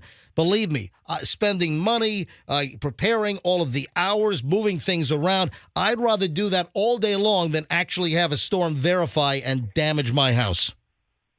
I agree 100%. And I think maybe a lot of folks agree with you, but there's also a vocal minority. And you guys know, being in the business that you are, there's some folks who are going to raise a stink if a storm is forecast and it doesn't play out where they get the worst because they were expecting that. I mean, there's a meme out there where Squidward is laying by the pool and there's a Cat 1 hurricane. It goes up to Cat 4. He looks up and then goes back and lays back down again. There are Floridians out there like that. I think we all know them. Oh, it's a Cat 1. I've been through it before. 2, 3, no big deal. Once we hit 4, that usually hits you a little bit differently. You just kind of know, well, maybe this is something that we're going to have to deal with. So the important thing to remember, and you're 100% right, you hit the nail on the head. You prepare for the worst and you hope for the best. And that's what we're doing here. But the surge is something we haven't really dealt a lot with. As a matter of fact, and MJ, you were here for this. Maybe you weren't. Maybe it was just before you. I think that this surge, the biggest surge that we've had in the last 50 years was the no-name storm. It was not a hurricane. It was the no-name storm back in the early 90s, 94, I think, maybe 93, I can't remember. Yeah, I got here in February of 94, so I was here for the hurricane season of 94. Okay, this was in the winter. That's why it was called a no-name storm. This was in early March, and it rivaled any hurricane surge that we've had since 1921. Wow. It was a winter storm that blew up, and nobody was expecting it. I wasn't here at the time, but I know it well because I was forecasting in Rhode Island, believe it or not. And I remember a forecaster going out a week in advance and saying this could be the storm of the century. And, man, that guy nailed it because that's exactly what it was. We had 100-mile-an-hour winds here. We had a 9-foot surge, and people still tell me that they lost their docks on that storm, and they've never lost one since or before. So my point is, surge is a tricky thing to try to predict. Where it's even look in the Hurricane Center when you look at the numbers, it says experimental model because we're still not very good at forecasting how high a surge will be. Charlie, the forecast was a 10 to 15 foot surge. It was 3. So forecasting how far the storm can push water. Usually the smaller storms don't push as much water because that's all surge is. A lot of people are confused about what storm surge even is. A storm will push water as it comes across an area. And as it approaches a coastline, especially a bay that is enclosed, it'll push the water into that bay. It has nothing to do with rain. It's actually pushing the water into an enclosed area or a coastal area, and that rises the water. And by the way, when it comes to surge, you might hear a surge of 5 or 7 feet. That doesn't include the 10 to 15 foot waves on top of that because all you're doing is rising the water. You're literally rising the water of the Gulf 5 feet or 7 feet or 10 feet or the bay, and you still have waves on top of the Gulf when a big storm comes in. Right. So that's why surge can be really destructive, not just the water rise, but also the waves on it. And the way that Tampa Bay is constructed, Dennis, and that's what gets, scary, is Tampa Bay is so shallow, so you don't have depth to absorb a lot of the rising water and that surge, and the only place for it is like to splash outside of the bathtub. 100%. Yep. And how many people remember when the bay drained when Irma was coming? Yeah, you know what? I was talking about that earlier with the crew. I'm glad you brought that up because I live, again, right along Tampa Bay, along West Shore in South Tampa. And when Irma was rolling through, the water got sucked out, and there were spots where I could have walked out like 200-300 yards. I could have walked out to some of the channel markers because it was sand. Yep, craziest thing I've ever seen. And that's what a big storm will do. It doesn't necessarily have to be strong. It needs to be big in size because it pushes more water, obviously, if it's a bigger storm. So, surge is, like I said, it's a thing that we're not really that great in predicting specifics where it is and how high it's going to be. So that's why I think it's really the wise thing to do, as you said, prepare for the worst, because Floridians outside of the no-name storm and Eta, 2 years ago, that caught a lot of people off guard because you had a tropical storm, and we all do it. Oh, it's just a tropical storm, and we do it. But that also pushed a lot of water at high tide. And I was getting calls from people, and you guys know in John's Pass, there were people there that flooded that had never flooded in a hurricane, much less a tropical storm. So, you can argue why are the water rises going up? I mean, that's another conversation. But at the end of the day, we are flooding in areas that we haven't flooded before. And unfortunately, Wednesday and Thursday night are two of the highest tides of the month. So so that's the added pressure. I didn't know that. So Wednesday and Thursday are the highest tides of the month? Yeah, the highest high tides of the month. I mean, that's obviously a lunar thing. That's a moon thing. Right. And also, Dennis, this system, though, it's such a potentially prolonged event because of the forward speed. Right now, according to the 5 a.m. advisory, the next major update is coming at 11 a.m. But at the 5 a.m., Fester, is this the, go ahead and refresh that. Let's get the 8, just refresh to the intermediate. And, still the same. So the 8 o'clock advisory, has the movement northward at 12 miles an hour, Dennis, and it's expected to crawl down to, 5 or 7. So, this is a potentially prolonged event. We want these damn things just get in and get the hell out of here. Yeah, and that's why I think at the end of the day, surge is going to be a bigger issue than wind with this storm. Like I said before, the extreme winds, even though it's a major hurricane, the extreme winds are usually in a very small area. And once it does, what's causing it to turn to the right is also the same thing that will allow it to weaken somewhat because it's shear. It's upper levels of the wind that are cutting off this system from developing and keeping its strength. And not to mention, once it goes over land, it loses its power source, which is the warm water anyway. Yep. So it's going to slowly weaken. But like you said, it's not going to just, okay, it's over land, it's going to stop. It's going to take a long time. And if it sits there for 24 hours, two things are going to happen. The surge will begin to decrease, but the rainfall is going to increase. All right, and that's important. So what are you predicting as far as I know it's going to vary, but what are you predicting as far as the actual rainfall amount potential? Yeah, I think southern counties probably will see the worst, but I think 6 to 12 is a very solid estimate from I-4 south, maybe 4 to 8 from I-4 north, and I think there's going to be some areas around up to 20 inches because you all know, I mean, it always happens. There's a couple of spots that get absolutely hammered as rain just trains over an area. And we've not even mentioned, and granted, it's not a huge thing. It's a thing that my wife freaks out about most of all is the tornadoes because you don't see them coming, you can't track them, and there are always numerous tornadoes in the northeast quadrant of a tropical system, of a hurricane, right? Now, they're usually very small, but there's a lot of them. So it is very, very common I remember with Charlie, we were tracking about a dozen tornadoes at one time in Hardee and DeSoto County toward Arcadia, and it was just crazy. It was a conga line of tornadoes. And so, hey, Dennis, I saw, I was up in a chopper literally 2 days after Charlie. I was up for 2 hours in one of the news choppers, and I saw the Arcadia, that old Arcadia water tower was knocked over. I've got a crystal clear picture from 200 feet up of the water tower that says Arcadia on the side just knocked over. So and that was the track of Charlie. I mean, that was the southern track. So not only did it have the hurricane winds, it also had the tornado winds as well. So, yeah, I mean, you're right. This thing's sitting there for a day. There's going to be a lot of flooding issues because, again, remember this. This is important to remember. Wherever the center goes, wherever the center makes landfall, okay, south of that center, the winds are coming onshore.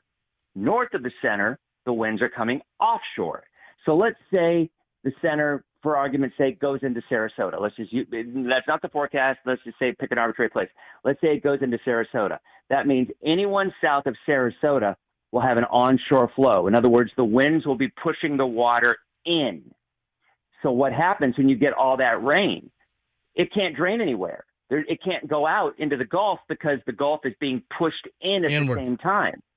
So south of wherever this landfall occurs is where the flooding will likely be worse because that's where the surge will be pushing in. Now, north of where it goes, the water is pushing out. And if that's the entire Bay Area, that will minimize our surge impacts once it goes inland. Right, and this is exactly where I was headed with you next, that if the 5, let's be crystal clear, the 5 o'clock advisory, the last major update from the National Hurricane Center in Miami, they have the center of the storm really driving straight up the mouth of Tampa Bay, right over the Sunshine Skyway, right into Tampa Bay. That's the 5 a.m. advisory. But we're seeing, again, this trend with every update. It's been pushing further east and east and east and more south.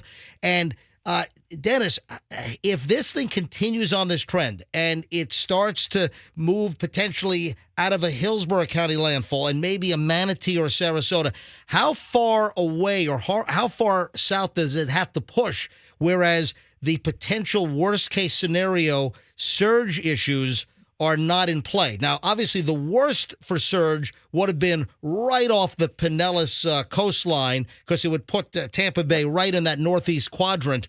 So how far south before you have sort of that reverse effect where we don't have the water pushing into Tampa Bay, but it's getting pulled out of Tampa Bay? Yeah, I mean, you're right. Worst case scenario is probably Tarpon Springs because if you have a storm coming in there, south side of Tarpon Springs, it's far enough down that it's going to draw the water right up the mouth of the bay. And that would be probably the worst case scenario. And that's what happened in 1921, the last major hurricane we had. I used Sarasota arbitrarily, but you could probably kind of read between the lines that I would not be the least bit surprised if this track is bumped farther south at 11 and eventually, ends up down around Sarasota County. And that's not going out too far on a limb because, again, the warnings were extended south, not north. So the answer to your question is, if you've got a landfalling hurricane in Sarasota, the surge in the Bay Area would be probably 75% less than it would have been if that goes right in the mouth of Tampa Bay or even a little bit north. It would be a much less severe situation. We'd still get 2, 3, maybe 4 feet of water and a lot of flooding, but clearly it would be a much better situation for Tampa itself, and it would obviously be a much worse situation for Sarasota County and Charlotte County and Lee County down to the south. Dennis, what makes the dirty side dirty? Because in that scenario, that would be the east portion, it's the northeast. The upper right is the dirty side. It's the tornadoes, the conga line of tornadoes. Is that what makes it dirty? I'm going to use that expression forever. That was very descriptive. It's just the spin. It's just the dynamics of the storm itself. It's the spin. Yeah, it's the cyclonic activity puts the most energy in the northeast. Is that correct? Correct. Yeah. I mean, and as you get winds blowing a different direction, a different height. That's what shear is, and storms don't like that. So as we start to see the shear increase, because the same reason that storm is lifting to the northeast, it's a trough. It's a front. I mean, I always tell people, October is our worst, our most precarious month in our area for hurricanes on the West Coast. It was the last time a major hurricane hit in 1921. And they're like, well, why is that? Why wouldn't it be July or August? Well, it's pretty simple. Storms that come in from the south, the Caribbean, the one where this is coming from, that is our worst case scenario because the storm cutting across the state is not going to give us surge. So we take surge right out of the mix. So a storm coming from the south, storms want to go poleward. That's what they do. They go north. They're driven to take a north track if everything else is equal. Well, and so what will turn a storm from the Yucatan area, which is west of us, what would turn it into Florida? Well, a front. Well, how many fronts do we get in July or August or even early September? Not too many. So you're not going to have the mechanism that's going to kick a storm to the right come down until late September into October. Usually, every now and again you do, and Charlie was one of the times that you did. but occasionally it happens, but usually it's more late September and October. And those fronts create a lot of shear. Winds blowing out of different directions at different heights as you go up, and that's what weakens the storm. So it's good for us in a sense. I mean, yes, it is turning it into Florida, but it also will weaken it. But the problem happens is that trough is going to lift away and leave the storm sitting there. And that's the problem. It's going to sit there for 24 hours as a weaker system, still nasty. I mean, I would argue that for those 24 hours and wherever it ends up coming ashore, it's going to be like we had with Irma, but it's going to be for about 24 hours. So, I mean, it's going to be nasty. Is it going to be the kind of wind that causes catastrophic damage at that point? Probably not in a large area. There might be some smaller areas that are going to see some extreme winds. But usually when something sits there for a while, it's going to weaken. The problem at that point is when it becomes a major rain event for the area, like you said, right around there that could have a couple of feet of rain in a few spots. You know, Dennis, I feel guilty, but, you know, my inclination always is away, just make a turn, south, south, south, in this case, south, south, south. And I feel guilty because, you know, somebody's fortune is somebody else's misfortune, you know? So it's, you know, it's kind of tough. You know, I was watching all of the weather casters last night. I've got everything TiVoed at my house. I've got all the channels TiVoed. So I went through, you know, during prime time and I just started watching all the 6 o'clock casts. And you can see this sort of, you know, this uncomfortable level of, you know, this. And then I did the same thing with the 10 and the 11 o'clock casts last night. And I was up till, you know, 1 o'clock this morning. But watching, you know, the different forecasters and meteorologists like yourself, you know, pointing out, hey, the Euro models are taking this thing further south. But you can see there's a little bit of like an uneasiness of how do you point this out? You don't want to drop guard where the National Hurricane Center forecast is, and you don't want to sound, you know, too jubilant that, hey, it might not be the worst case scenario in our area, could move further south. It's kind of interesting walking that line, you know, Dennis? It's 100%. It's a fine line, and I was guilty of it with Charlie. When that storm turned, and when we called that turn, and Mayor Pam Iorio was on the set with us when we called it, and, you know, she was talking about rebuilding, and we were going to get through it because Charlie was our storm. If you guys remember, I mean, it was a Cat 4 right into the mouth of the bay, similar to what it's showing here with Ian. But when that turn happened, I literally said it live on air. I'm like, Mayor, I think you're going to have to rethink because I think it's going to miss us now. You know, we were all jubilant, and it lasted for about 5 minutes, and then we started getting phone calls because that was back before emails, and we started getting phone calls. Right. Hey, stop being so happy about this. That means it's going to hit somebody else. Yep. And they're 100% right. I mean, it's what you think. You think of your home. You think of your community. You kind of forget about the other areas. And that was a learning experience for me. And I know all the other Mets in town there that feel the same way. You're right. There's a sigh of relief internally. Of course there is, because nobody wants their house to get destroyed. I mean, their personal house. But as a community, you know, you always try to look out for the other guy. And you're right. I'm sure a lot of people woke up in Pasco County and Hernando County and Citrus and Sumter today saying, all right, we're going to be a lot better. And they didn't wake up and saying, oh, my God, look at Sarasota. I mean, maybe a few did, but I think most people thought about themselves. And that's just kind of human nature. I mean, so we try to walk that fine line. Sometimes we're not very good at it, but we do our best. Dennis, you've been remarkably generous with your time. Doesn't it feel good to have a 30-minute solid weather discussion with no interruptions? Oh, man, it is freaking awesome. Instead of having a producer yelling in my ear in 3 minutes, rap. Yeah. This is great. Listen, this is what we do, and, you know, the history of the MJ Morning Show has been, you know, covering this stuff. I just want the folks in Tampa Bay to be able to count on my radio show just as how you want folks to count on your television forecast. Dennis, any last words?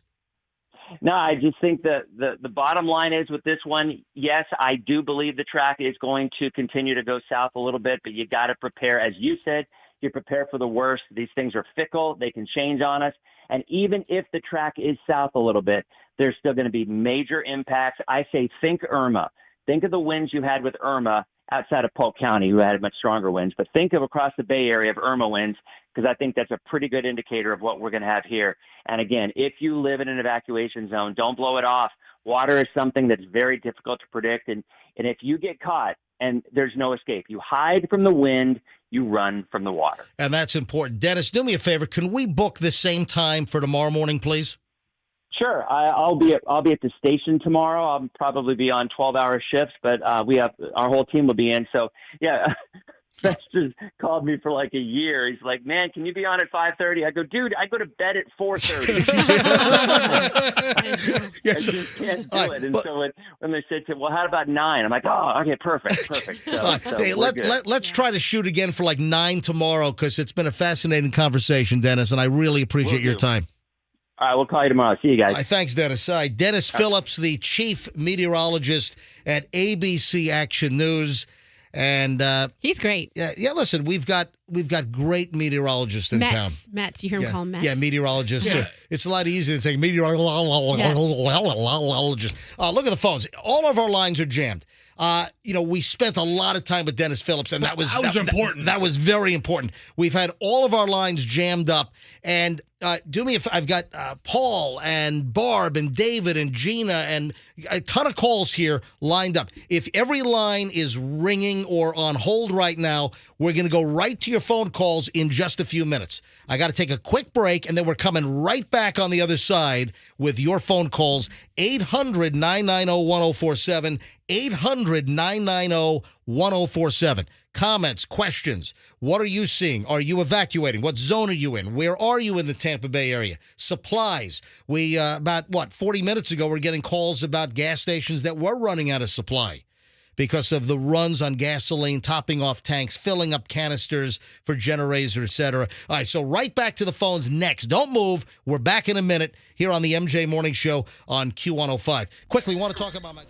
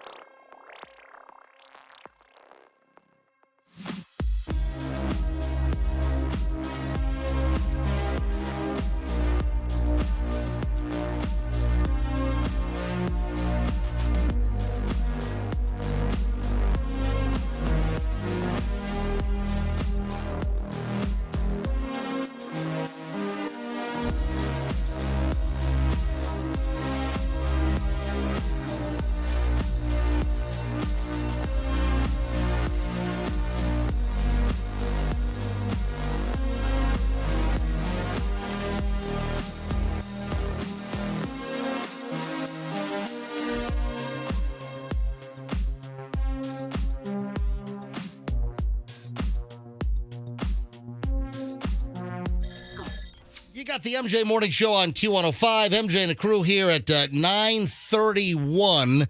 I want to go right back to phones. Yeah, I try to hit that touch screen, and Andrew's watching me like push the touch screen over here, which doesn't always work. All right, so I want to go back to phone calls here. We've got some more time, obviously. I want to grab your calls. We had Dennis Phillips on from ABC Action News on for like 30-something minutes with a great discussion. Phones have been very patient and holding. So if you have any questions, comments, observations, just give us a buzz. 800-990-1047, 800-990-1047. Let me go to Paul in St. Pete. Paul, you're on the MJ Morning Show on Q105. Hi, Paul. Hey, how are you? Doing well, Paul. Go ahead. Hey, man, I've been holding for over an hour with you in line to get sandbags. All right, so now where are you? Where in St. Pete are you? I'm in St. Pete. I live in the Tyrone area. Yep. I'm Evacuation D. You said you were going to a hotel with Evacuation D, correct? Yeah. Did you say you're in Evacuation Zone D as in Delta or B as in Bravo? D as in dog. Okay. Yeah. All right. So, Evacuation Zone D as in Delta, at least in Hillsborough County, I feel pretty comfortable. It's not going to flood. You could have obviously plenty of wind, depending on where this system actually ends up going. But so my home in South Tampa is in an A zone. My home is right on the water. I sit on my back lanai, and literally I am 25. I'm 25 feet from my seawall, and that's Tampa Bay. So I'm in an A evacuation zone, and we took a hotel in Tampa, not far away from International Plaza, and the hotel that I booked, where I'm going to send Michelle, and some of the valuables. I'm going to send Michelle to, and when I say valuables, I'm talking about passports and documents and stuff. But I'm going to go to a D zone, and I just booked a couple of days, actually 4 days. Yeah. Floor? Say it again. Did you request second floor? Let me tell you what I am requesting. I don't want to request the top floors because the higher you go, the wind is amplified. But I would like, second to third floor is my preference. Yes. Well, you don't know if you have that because, so I live in the Tyrone area. Yep. I'm in Evacuation D. I've been sitting in a sandbag line for over 2 hours now. I listened to Dennis with you on hold and everything. Yep. But for Irma, the water was within 1 inch of coming into our house. Wow. So right now, I'm kind of more worried about the water. Well, see, that's interesting to hear. So you're telling me you're in a FEMA flood zone. You're in a D as in Delta, and D as in Delta, and the water was that close to coming into your home? Correct. Like, was that because of rain, because of the heavy rain and the accumulation? That was because of rain. Right, okay. And we're expecting 6 to 12 inches, apparently, according to Dennis. Yep. Which I just listened to. So I'm more concerned about the water, but there's people waiting for sandbags here for forever. All right, so you're in the Tyrone area. What time did you get into line? I got into line at 7:25. Okay, and how far away are you from being able to start filling some sandbags? I can see where it turns right, but I can't see where they're giving out bags yet. So I'm still at least 50 cars away. That's incredible. All right, listen, stay safe, buddy. And Paul, thanks for calling the MJ Morning Show. Yeah, these lines for sandbags are going to be quite extensive. What did we have a caller say the other day about an opportunity? The other option is if you don't have sandbags, did he say to put water in trash bags and put those by the door? I never heard that. No. What did he say? He said put something in trash bags. Who said this? A caller yesterday. I don't recall that. Dirt, maybe? I don't know. Well, you get dirt or sand, but I don't think you want to put water in bags. Make sense. You can make temporary at-home sandbags with Glad Hefty bags and dirt from your backyard. Yeah, absolutely. All right, Gina's in Wesley Chapel. Gina, you're on the MJ Morning Show on Q105. Hi, Gina. Hi, MJ. How are you? Doing well. Go ahead. We have gas at the Chevron in Wesley Chapel. We just got a tanker load last night. All right, so you're actually at the gas station. You work at the I'm not at the gas station. I'm home boarding up my house. Okay, but you work at the gas station. I own the gas station. You own the gas station. All right. Yes, All right. So Gina, you got 8,500 gallons. You got a full tanker load last night. And where is your Chevron station? So we're right across from Mercedes-Benz on 56 and 75. Yeah, you're right there at 56 and 75. So, Yes, sir. All right. So Chevron at State Road 56 and I-75 in Wesley Chapel, a whole tanker load of Chevron gas came in last night. Yes, sir. How was Gina? How was the pricing? Was was the wholesale number up? It was up a few cents, but we're not going up. We're not going to gouge the people. All right. So even though your cost went up on this last load, you're going to keep the price the same as where it was prior to the load. Yes, we are. That is a good reason to go visit Gina's gas station, the Chevron at State Road 56 and I-75. Gina, thanks for the tip. I appreciate it. Thank you, MJ. Have a good day and be safe. Thank you. All right. I just want to say, yesterday, Yep. I just got confirmation. The guy did say to put water in trash bags. I thought I was going nuts, but I don't know that I recommend that. That sounds a little odd, but he did say that. As long as it doesn't pop. Why don't you Google that? Tell Water in trash bags in place of actual Listen, sandbags. he said it, and I was just sitting here typing away, what people were saying. So I knew it. I try to retain and process I most know, everything it's tricky. that's said, but if I look away for a second Yeah. or if I'm distracted with See, something. I did the tip the woman talked about yesterday with the water in Ziploc bags Sure, in that's a your good one. deep freezer. I did that yesterday. All right, David's at Port Richey. David, you're on the MJ Morning Show on Q105. Hi, David. Hi, good morning. I just wanted to give you guys a heads up and all the information that I have so far. My restaurant, Pit Boss on Little Road, the address is 4221 Newport Richey. We're going to be feeding first responders and linemen. If you could just get that out on the radio. Oh, we are happy to do so. That's awesome. All right, so Pit Boss on Little Road in Port Richey.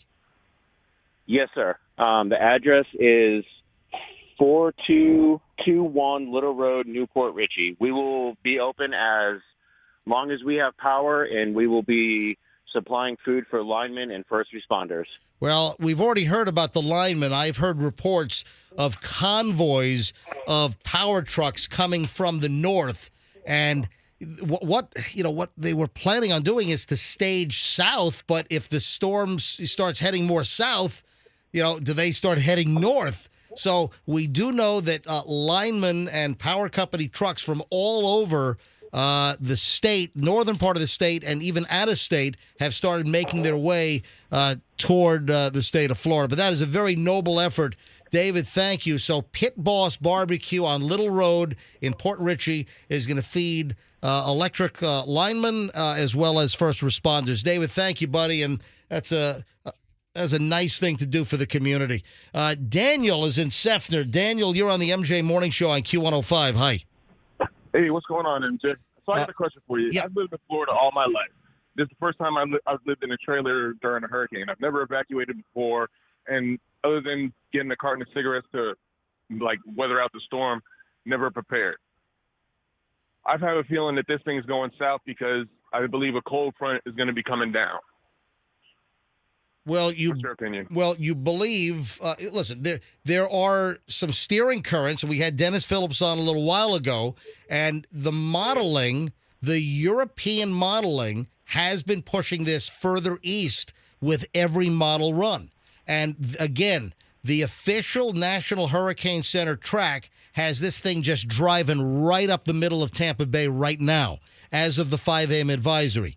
We are about an hour and 20 minutes away from the 11 a.m. advisory, and we'll see if they push this thing even further south and further east as well in the next advisory. The Euro models have been moving this thing further to the south, and further to the south and east of where the current track is. So, again, let's see what the next model runs do. And, again, follow the National Hurricane Center. If they're, a couple of hours behind some of these Euro models, that's going to start telling the story. And what Dennis Phillips had pointed out just a little while ago, they've now extended the hurricane warnings further to the south. Initially, we were going further north. Now the north is out of the warning area, and now the warnings are moving further south again. So is that sort of leading the conversation that they're trying to prepare people for the next upcoming forecasts of the storm shifting just a little bit? Now, where you're in, where are you? You're in Seffner. And like 92 in Mango. All right, so I know exactly where you are, and you're in a mobile home. Yeah, listen, what in mobile homes in Hillsborough County, the recommendation is to evacuate and not be in a mobile home. But that's what I'm asking. I mean, like, listen, I would follow. Let me tell you what I would do, Daniel. I would follow the official recommendation. I would follow the official recommendations of the emergency management people for Hillsborough County. If they're telling mobile home residents to get out and find a safer spot, I would follow whatever the emergency operations people are saying. All right. That's it, man. I'd rather be. I hate to use these cliches, but safe versus sorry. That's where we need to be. All right, Daniel. Listen, keep in touch with us. Let us know how it works out. Let me grab Barb in Lakeland. Barb, you're on the MJ Morning Show on Q105. Hi. Good morning. Morning, Barb. I just wanted to let you all know I went through Hurricane Hugo in '89 in St. Croix, so there was absolutely no way to exit, because the only planes leaving were taking off, obviously the commercial planes are taking off tourists. Just make sure you have a spot in your home as your roof starts peeling off. Fingers crossed it doesn't, but ours did, to go to. Yeah, we've heard those stories of, going into a bathroom, getting into the bathtub, pulling a mattress over top of you. Yeah, there was 9 of us in this house, and we, you probably know about homes in the islands. And yeah, sure.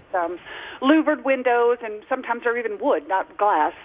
And so we just ran around, up to about 11 o'clock at night, just mopping up as because the rain was coming sideways.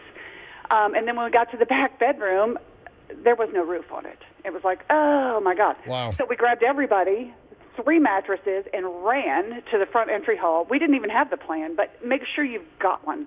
And mattress went down. 9 people jumped on it. Somebody was dragging a couch across the living room. Mattress held above our heads by the adults while the children slept the bulk of the night. I went over us, calm. Everybody climbed out, looked out the window for the briefest of seconds, right back underneath the mattress. We woke up the next. We didn't wake up. We were up, but obviously, and we still had a roof over just the living room. So where we went was a safe spot in the entry hall, which had no glass, or the front door was solid wood.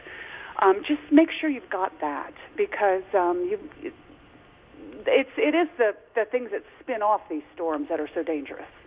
Got you loud and clear. And listen, you were through that. Hugo was 89. And then remember, Hugo bashed into South Carolina. Charleston, yep. 5 days later, Yep. So that went into South Carolina. I remember that because in 1989, I was in Virginia Beach, Virginia, and I was just wrapping up working at a radio station there, and I was just moving to Los Angeles. And I remember I was just a young kid. I was like, I don't know, in 89, what was I, 24 years old? Yeah, we're the same age. I was 25 in St. Croix. I was like 24, 20. I remember making a donation to the Red Cross for helping the people of Charleston, South Carolina. I remember, I think, giving a credit card over the phone or something to try to help the people of Charleston, South Carolina. Hey, thank you. Great story, Barb. And the fact that you were in the middle of that is good information for people to understand. Yeah. Thank you, Barb. I remember my uncle told me that his roof of his house blew off, and my whole family was hiding in the bathtub during Hurricane Andrew in Kendall. They lived in Kendall. Oh, yeah. And they watched their whole roof get ripped off. Well, Kendall Homestead, that was ground zero for Andrew. Exactly. Hurricane Andrew was August of 1992, and I moved to Florida a month after Andrew, and I was over on the East Coast first. I worked in West Palm. So you saw the aftermath. Yeah, for about a year and a half before I came to the Power Pig in February of 94.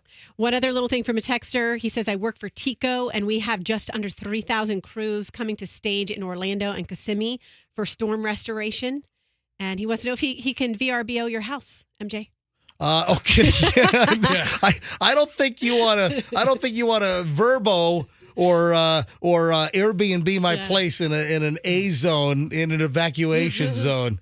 Yeah. Listen, if I'm leaving my house, if I'm leaving the house and I'm just being safe rather than sorry, yeah. If I'm making the move, I just think it's a smart idea to take this seriously. Even if this thing moves further south and the worst of the surge does not happen in Tampa Bay, we have to act on the best information we have. These things are fickle. They turn. It might be making a turn toward the south. It might be looking like it's trending to hit more into Manatee or Sarasota. Or Dennis said, hey, you don't know. This thing could even turn closer into Charlotte County again, like Charlie. But then it could go the other way. These things, you've seen some of these historic paths, and sometimes they zigzag and they jog all over the place. You've got to prepare and be ready for the worst possible scenario because, again, I would rather over-prepare, spend money that I hadn't planned on spending, and not have my crap destroyed versus not preparing and having, everything right. I would rather do the best I can and have a storm not hit us with the worst possible consequences. I'm not like, oh man, I prepared. The storm needs to hit me now that I prepared for everything. No, I'll prepare all day long and just pray that it doesn't hit the way the original forecasts were. I'm not going to be angry at anybody. They're operating with the best possible science at the moment. And with the forecasting, it's hourly on how they forecast these things. All right, back to the phones. We're going to go a little late today. 800-990-1047. 800-990-1047. We'll go a little later than usual here on the MJ Morning Show on Q105. We'll say hi to George in Newport Richey. Hey, George, you're on. Go ahead. Hey, how you doing, MJ? Doing well. Go ahead.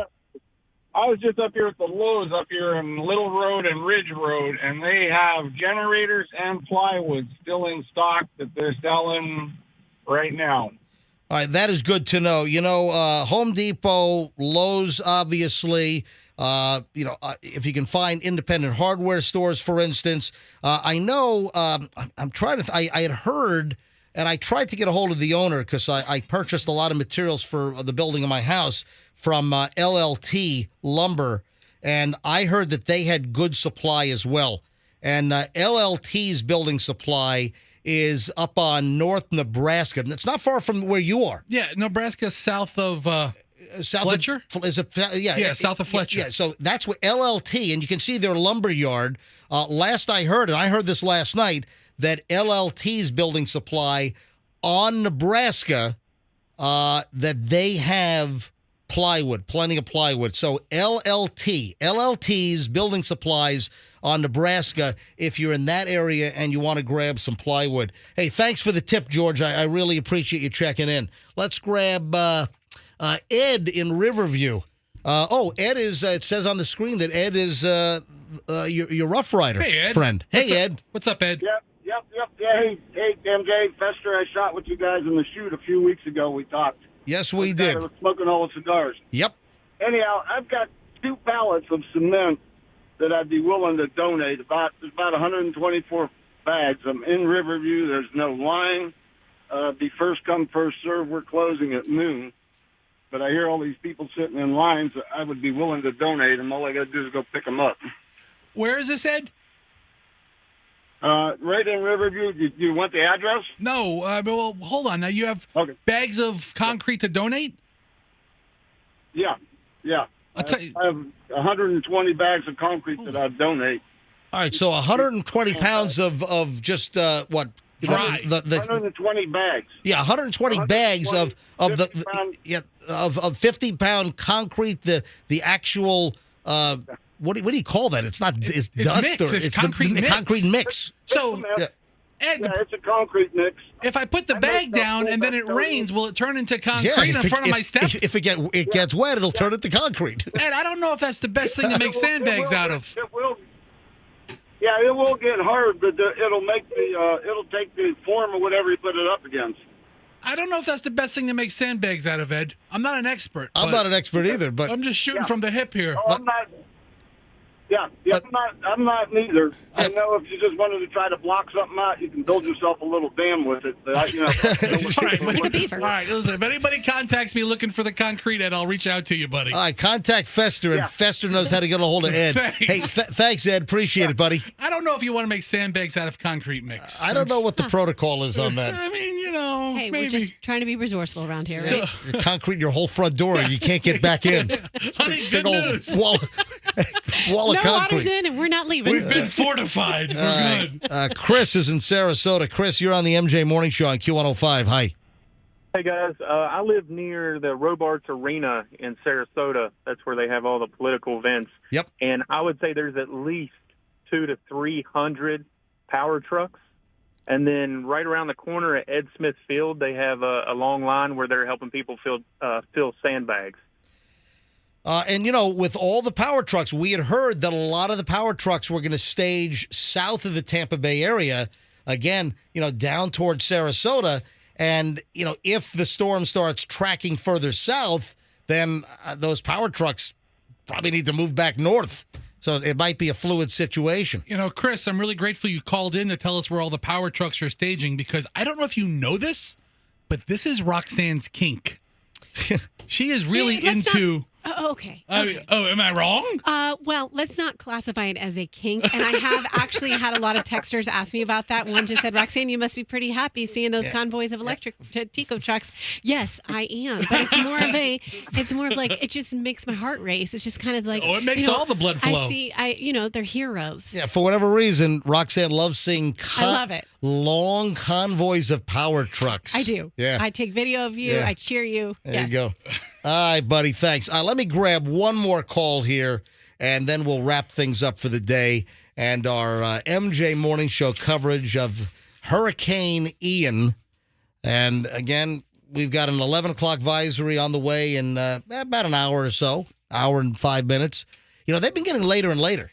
You know, the advisories typically had come out about sometimes 15, 20 minutes prior to the time. And for whatever reason, this time around, some of the maps are not coming out until after the top of the hour. So like the 11 p.m. advisory last night, I did not see the refresher on the National Hurricane page until like 11:04 or 11:05 last night. So I don't know what that was all about. All right, let me grab one more. Katie, or make that Kate in Tampa. Kate, you're on the MJ Morning Show on Q105. Hi. Hi, good morning. I was just trying to piggy off of some of the people talking about the first responders. Make sure that you reach out to a first responder or a nurse or doctor near you. They often work very long shifts. Starting today, St. Joe's is requiring all their hospital employees to spend the night at the hospital indefinitely. They have to bring their own food. They have to sleep on the floor. So they're not allowing them to bring their pets. They're not allowing them to bring their children. So the single parents, the people who not only have one person to help their house prepare, right, they're going to need a little extra help and attention. All right, so again, healthcare workers, we're hearing what St. Joe's, you're saying, is requiring the medical staff to essentially get to the hospital and prepare to stay in the hospital 24/7 until things clear up. Yeah, for the ones who are working today, day shift and night shift. All right, very good. Thank you, Kate. I appreciate the update on that. So that's going to be medical professionals, nurses, and support staff and doctors in the St. Joe's system are going to be required, she says, to stay at the facility, sleep there, bring your own food, bring your own pillow, sleeping bag, and get ready to, camp out on the floor. I mean, there's going to be a time, MJ, where the Walmarts are going to close, right? The Publixes are going to close. I mean, I haven't heard any information about that company-wide, but just get your stuff now, and the final stages of your preparation needs to happen today. All right, folks, that'll wrap up our MJ morning coverage for right now, but we're back tomorrow morning, and we'll start seeing the tropical storm effects by tomorrow morning. Actually, early tomorrow morning, the prediction is that we'll start seeing the tropical storm wind and some of the rain beginning somewhere between 2 and 4 a.m. tomorrow. But again, the track can be fluid here. Keep listening. Watch the forecast. Watch the official National Hurricane Center forecast. And we're back with you tomorrow here on the MJ Morning Show. All right, I want to